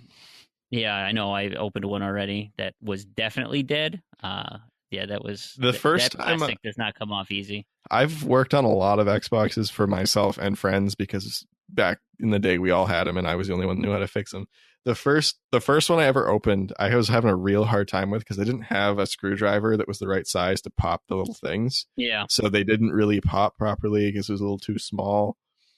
And I just remember like I was just prying at it. It took me like an hour to open the thing. And I was just, there's just blood coming off of my hands. Like, because I had just cut all the little metal bits that I was shoving my hand into or just cutting my hand open. It did eventually get open, but I don't think it ever worked. Yeah, and I remember mine because it was dead, and I'm like, I'm just curious what's inside. So I had no reservations about trying to save it. It was like, let's just get this thing open. It's like a walnut, right? You're just trying to crack the shell. Yeah, exactly. And then I had one too that I repaired it. I don't know how many times. It was like 3 or 4 times. It just kept going, and then eventually it died. But I had done all the mods. I did the heat gun. I had a stack of pennies to put on the GPU to cool it better. So I had like the kind of thing going, and it was just a Frankenstein of an Xbox, and it eventually died. But that one served me well. That was like 4 years or something on that one, so it's pretty good. That's awesome. I got a private message from Cinecide. We had mentioned him last episode and butchered his name, so I appreciate the pronunciation. And he said, hey, I'm listening to the show right now, and it is good. Thank you so much for the name drop and spreading the word. And then he adds the pronunciation guide. He also reached out to Terrigan and says, hey, is there a certain day you guys release the show? Like Wednesdays or Thursdays? Yeah, it's Wednesday night in Australia. No. Thursday night. Wait, he's in the future. No, it'd be Thursday night in Australia. No, like Wednesday night, Australia. Very, very early Wednesday morning. 4 a.m. Wednesday it's for the United States. It's like 3 a.m. California time for me, usually. So, yeah. So Terrigan does it some point during Wednesday. Yeah, before he goes to bed Wednesday, which makes it early Wednesday for everybody who's not in Australia. Or maybe it's Thursday morning.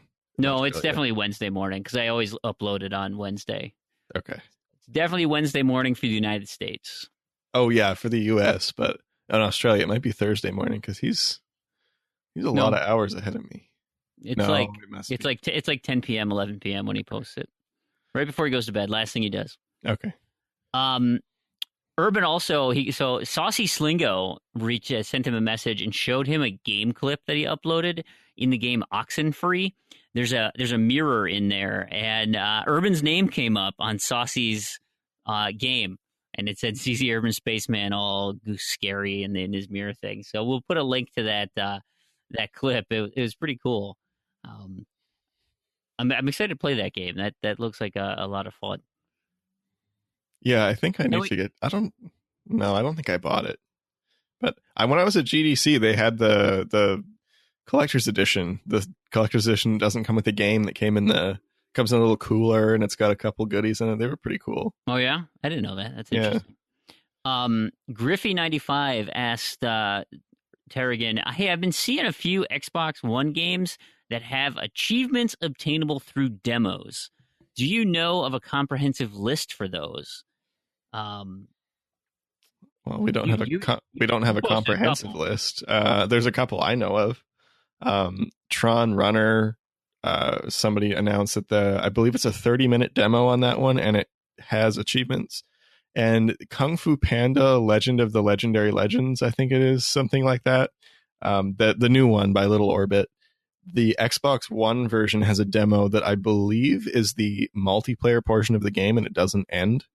And you can pop achievements in that. So if you have multiple Xbox Ones, fantastic for boosting because it's free. Your extra copies are free. So you just buy one and then you do all the single player stuff. And then you just download the demo on a bunch of dummies and beat them up, or one dummy. I don't know how many you need, but right. Those are two I know. I know there's more, but maybe we can get a Z to Z list going and our listeners can send in the ones they know of.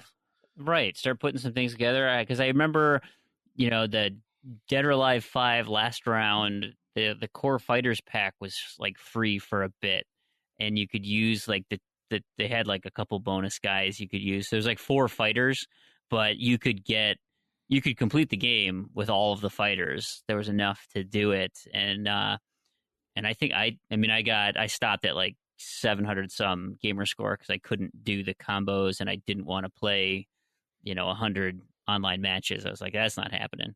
But other than that, it was super easy. Like you could get 700 points in 30 minutes nice. Of Dead or Alive 5 last round. I guess Killer Instinct to an extent is like that too, where every week or something there's a new free fighter. So you could everything but Shadow Jago. I don't think Shadow Jago ever goes free, but pretty much you can do the whole game eventually. It'll take a while, but you can do it eventually. Right. So ZZ listeners, if you have a list of these games that it works for, send them in. We'll start putting together a list and use those trials, because if you don't download and play those trials, then they're going to stop making them. And I think they're great for testing out games, and on the off chance they let achievements happen, huzzah! So yeah. Montana 97 sent a friend feed message to Terrigan saying, "Hey, I used 2 external hard drives on my X1. Should I somehow be ejecting these before I disconnect? You know how, like, on your computer you can say," he's like, "Is that even possible?" I don't think it is, right? Yeah, I don't think it is either. To safely remove hardware thing? I assume they've done something to make it unnecessary with the system. I'd like to think so too. I guess the other thing you could do is just turn it off first. Right. If you just turn off your box, then they're not accessing them and you don't have to worry about it. But I've never heard of anybody losing or corrupting any data or anything by just pulling them out when they're not using them. So right. Yeah, and I just leave mine, but I could see if you had 2 and you needed to move them around or something. Yeah. But I don't use any. I just uninstall stuff. But I also have a pretty good internet connection, so it's not that big of a deal for me to re-download big stuff. Super big deal for me. I hate it. Yeah. My internet's not bad. I'm very impulsive. And so it's like, I want to play this right now. And most of my stuff is on disk too, so it rips pretty fast from the disk when you're installing it. Yeah. Okay. We've got some GRAW related. GRAW. We got some GRAW related friend questions. And so let's reach out to these. Mine came from Facial LaFleur, says, your favorite game in the Ghost Recon series. And as a follow-up, are you excited for Wildlands as much as I am. To be honest, I've never played a Ghost Recon game. And for me, the funny thing is, the only Ghost Recon game I've ever played is Gra. And the only reason I was introduced to it initially is because it came with my Xbox. Now, I'm fortunate for that because I really enjoyed it both then and now. Yeah. Other than the leaderboard bit. I mean, I kind of enjoyed that too, but it gets tedious after a while.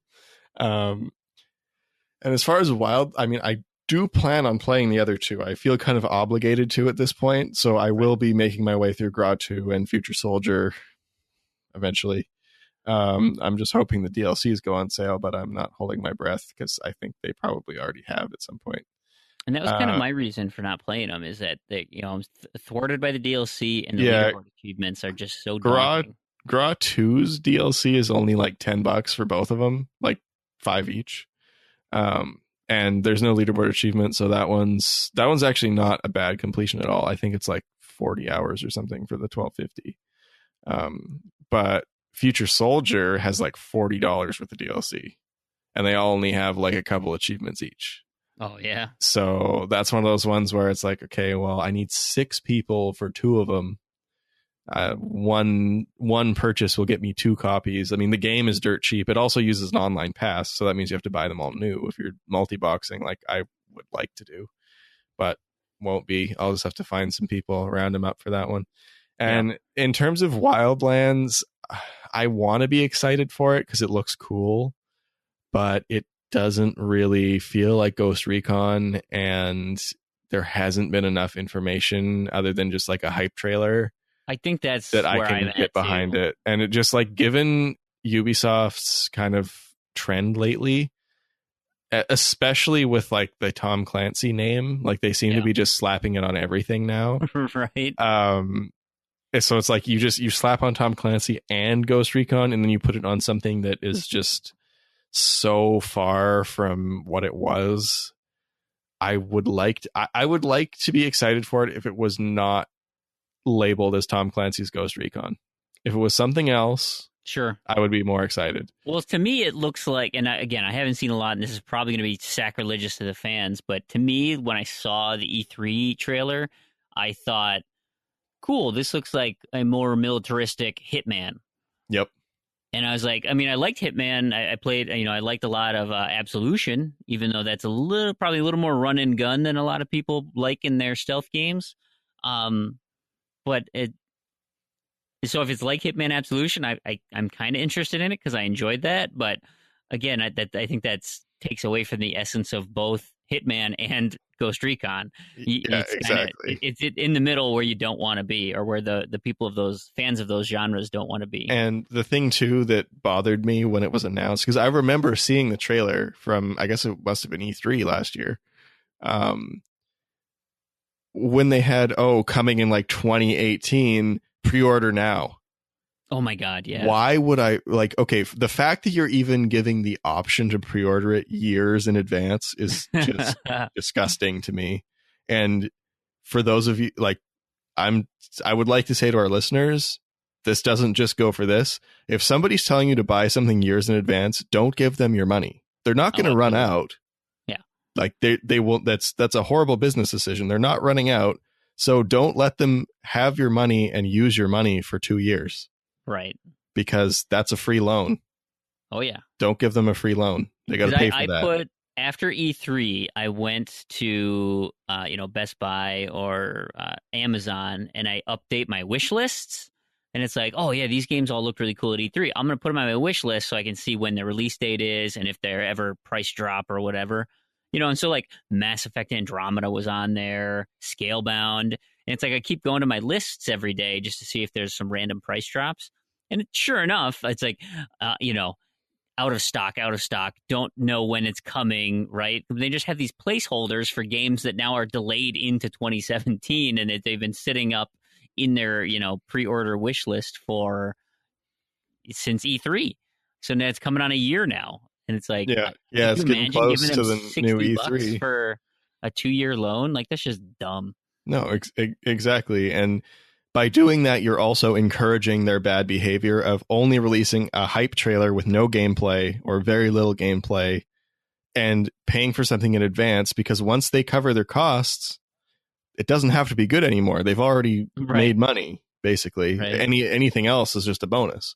So don't give them your money in advance. Wait till it comes out, or do what I do. I pre-order the day before it comes out. So I get next day shipping, or like release day shipping. Or download it. I guess you like physical. I like physical. So I have the Gamers Club unlocked at Best Buy. So I get most of my stuff from them, and it comes release day. So I get it at like 4 p.m. usually. So it's not bad. It's worth the 20% off. I can wait an extra 12 hours or something. Oh yeah, absolutely. But cool. yeah, like I plan on getting Doom, but it's probably not going to be ordered until the night before it comes out. So I don't like to encourage that bad behavior. Oh, absolutely. All right. So tap into the other ones here. Next we have Big L. Yeah, from that guy. So after this Graw special, we need to stop mentioning Graw forever. Thanks. And Graw sucks. It also has the uneven gamer score thing that can only be fixed by doing the leaderboard achievements, right? That is correct. The leaderboard achievements have uneven gamer score. And I think if you finish everything but them, you get something like 928 gamer score or something.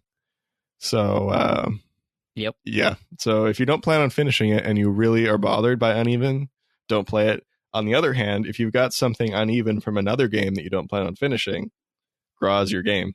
There you go. There's lots of easy stuff that's uneven that you can add to your card. So next we have from Salzbar, Anamundi, and JJ Aldana. And so Salzbar says, how can I get the leaderboard achievements to even up my gamer score?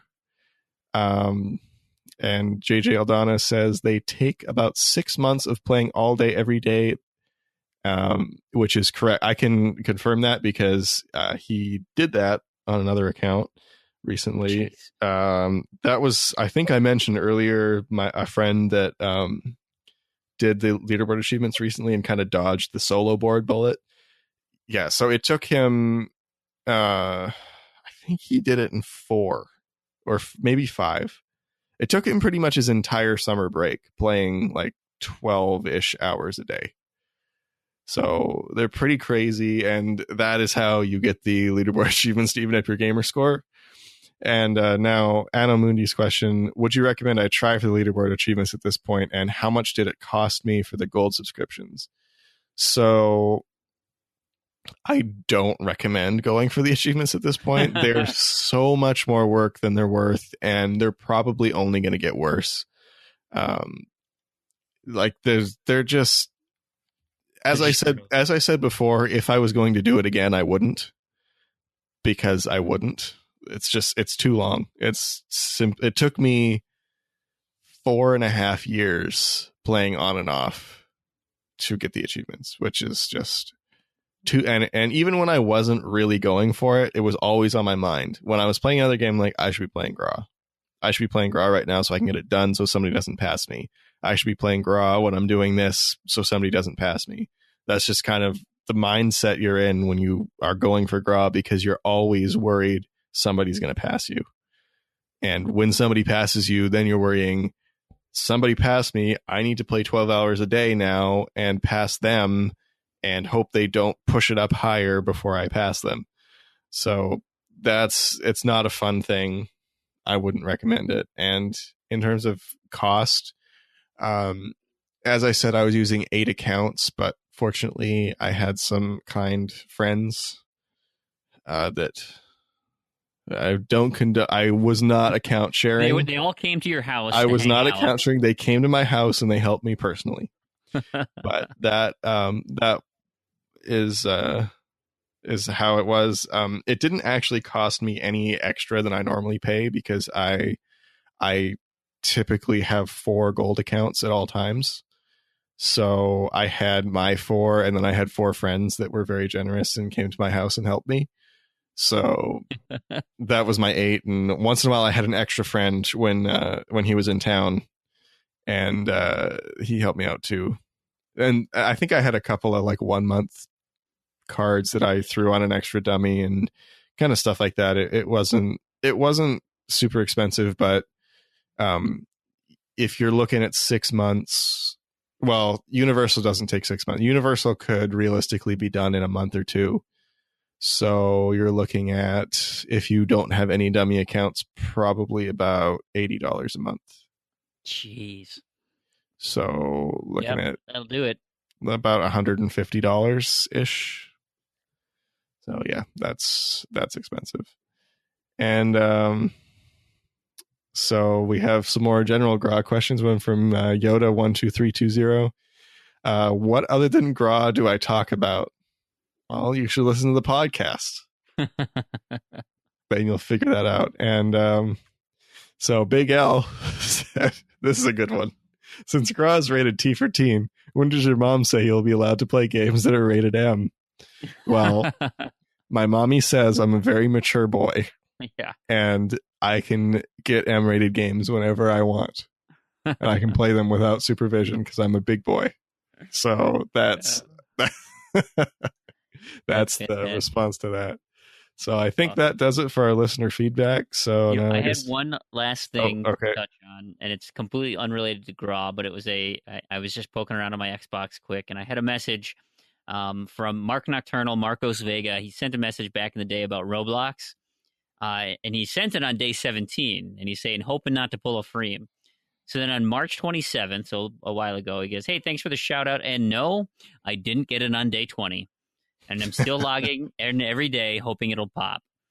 Well, on April 7th, he sent me a message, said, finally got it after 37 days. Nice. Which means he was on day 17 when he pulled a Freem. I think Damien was pretty close to that, too. I think he was on like 18 or 19 because it took a long time for him to pop. I appreciate that, Mark Nocturnal. There was somebody else on my feed a while ago was talking about pulling a free, unrelated to the podcast, about some other streak. I think it was Jack.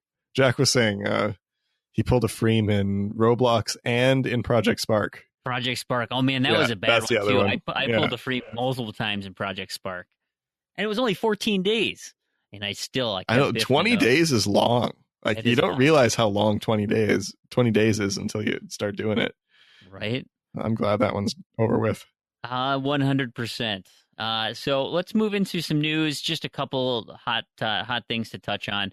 Nothing that I think we're going to dive too deep into. Maybe you have a lot to say about it, Crandy. But we'll start with Activision.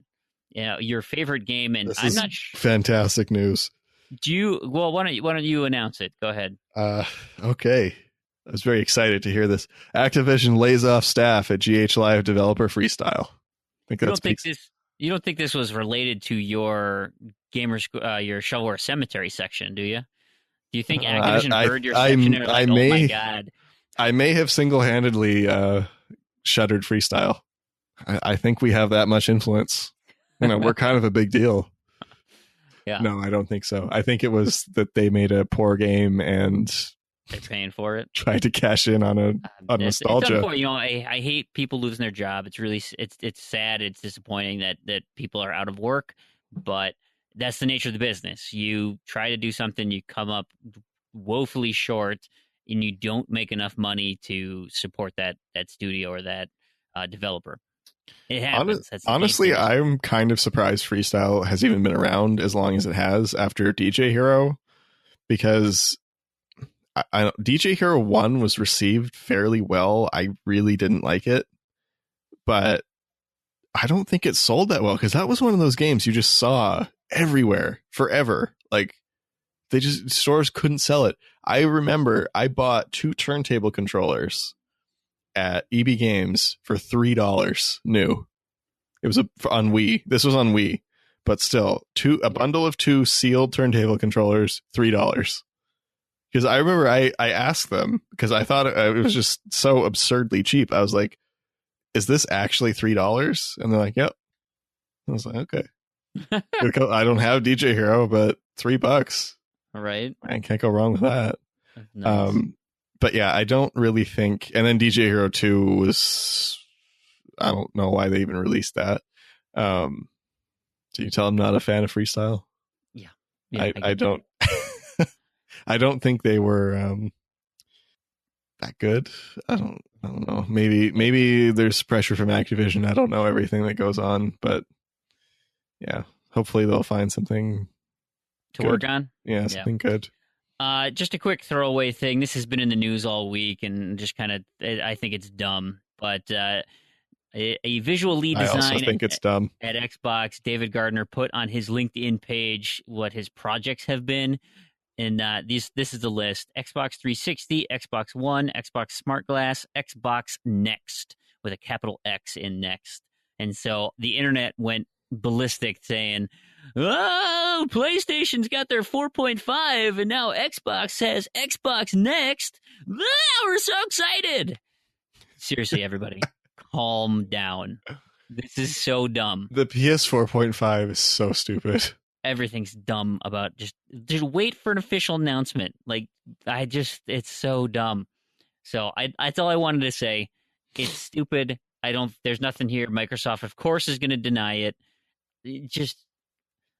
Of course, they're working on the next one. They're coming up with ideas. You finished the first one. Probably why it's got a stupid name like Xbox Next. Exactly. It's a prototype name. It's just absolutely dumb. And hey, guess what? You know what? They're working on Halo 6. You know, I know I already mentioned that one. Whoa, Halo 6. Whoa, I had no idea. You know what? They're working on Fallout 5. Whoa. Right? Like, come on. You know this is happening anyway. Xbox Next could very well be just a dashboard update. Could be. Yeah, you have no idea. Because they called the other one like NXE or something. Oh, Xbox NXE. Yeah. Ooh. Right.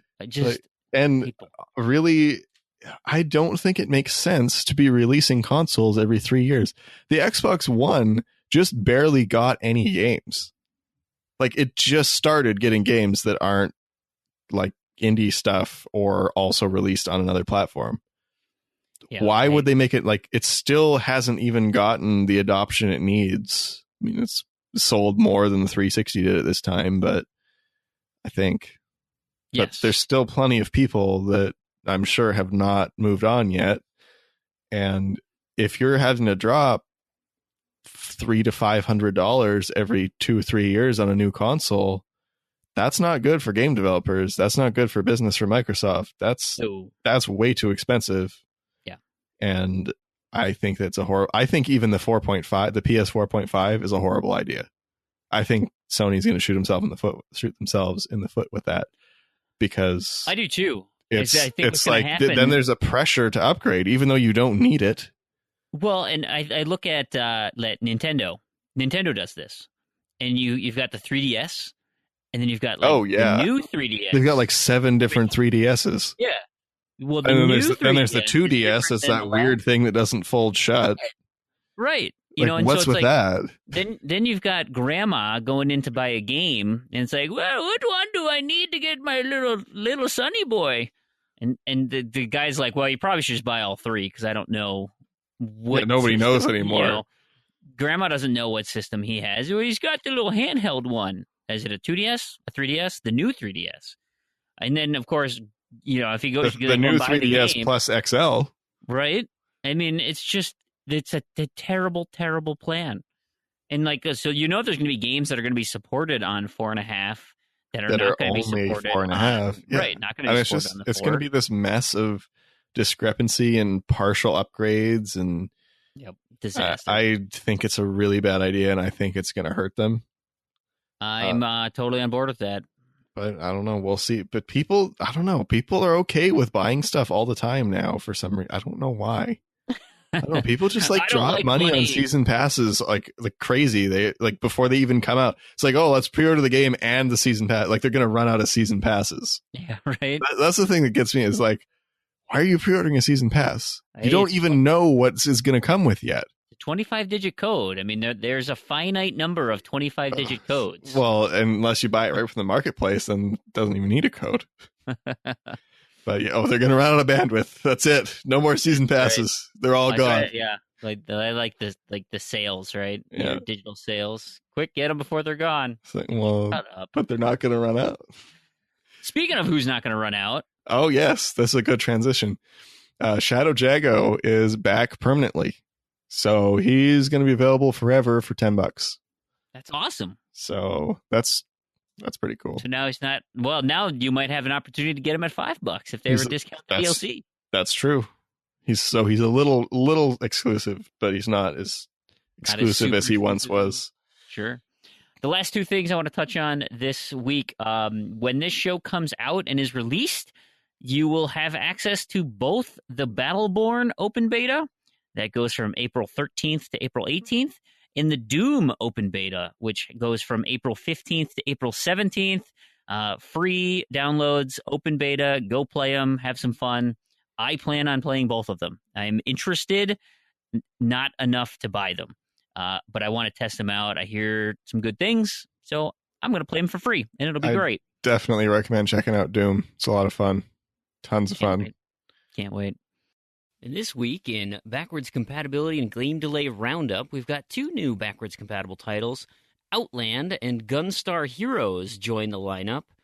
And for our game delay, The Long Dark, game currently on Xbox Preview Program, as well as Steam Early Access, has announced their second delay. It was supposed to come out this spring of 2016 after being delayed out of PC in 2014. Now they don't quite know when it's going to be. The Hinterlands is the developer, and via their post, the creative director, Raphael van Leerup, says that you can't launch a 2-hour game in this competitive Steam refund YouTube-oriented marketplace, and that's a direct quote from him. They're looking to expand the story mode into more, have 2 episodes. Those 2 episodes are going to have 2 different locations that are completely separate from the sandbox mode that players are playing with in the preview program right now. They're also going to transition the 2D animated cutscenes into 3D motion capture, which is going to take some time too. And then another quote from Van Leerup, but it's not ready, and it won't ship until it's ready. So I'm sorry, but you're just going to have to wait. And I believe, with all my heart, once you get it, you'll agree that the wait was worth it. So look for the new story mode. I'm sure they'll continue. They'd likely keep that out of the preview program, but once that's ready, they'll probably launch the entire package. Unfortunately, you just don't know when that's going to happen. Moving into Zombie News Corner of the week, this was a fun little surprise. This week, Telltale, right, the episodic storytelling game publisher, said they've got a new horror game that they're publishing, and it's by The Fun Pimps is the developer, which is a fantastic name. But the game, it's currently out on PC. You can play it. It's called 7 Days to Die. It's a zombie survival crafting game. There's a ton of crafting involved. And they're going to release it as, they're going to have physical releases and everything. They're boasting numbers of 1.5 million PC users already. The survival genre is getting quite full. But I think it's a good fit with The Walking Dead that Telltale already has some stock in there, and if you've done those games already, which most of us have, there's going to be 5 new character skins like Michonne and Lee as players you get to be in 7 Days to Die. So I don't know, it looks cool. I didn't see it on PC, so I don't know what how the graphics look and stuff. The screenshots look great, but then I saw like an alpha build, and I think it was an alpha that was okay, need a little work, but I assume that they're going to take some time to polish this thing up. But I think it's coming out relatively soon. I don't recall when they announced it's going to be, but yeah. So there you guys have it, another zombie survival game coming, and this one is like Minecraft with zombies. Well, I guess Minecraft already has zombies. Scarier zombies? Gore? Minecraft with gore? Maybe that's the right way to put it. Anyway, so that's been the Zombie News Corner. So let's wrap up the show today. I want to thank Christian for being a part of it. Thank you so much, our fans, for listening. We hope you enjoyed it, because it was so much fun getting to talk with Christian and everybody. So, hey, if you did like it and you want to help us out in a free way, you could just give us reviews on your favorite podcast listening app, iTunes, Google Play, whatever, Stitcher. Man, those are just so fantastic, and they help spread the word. Also, spreading the word through your retweets and Facebook replies. All those social media avenues have been wonderful, so thank you so much. Of course, you can go to our website, Z2Z.com.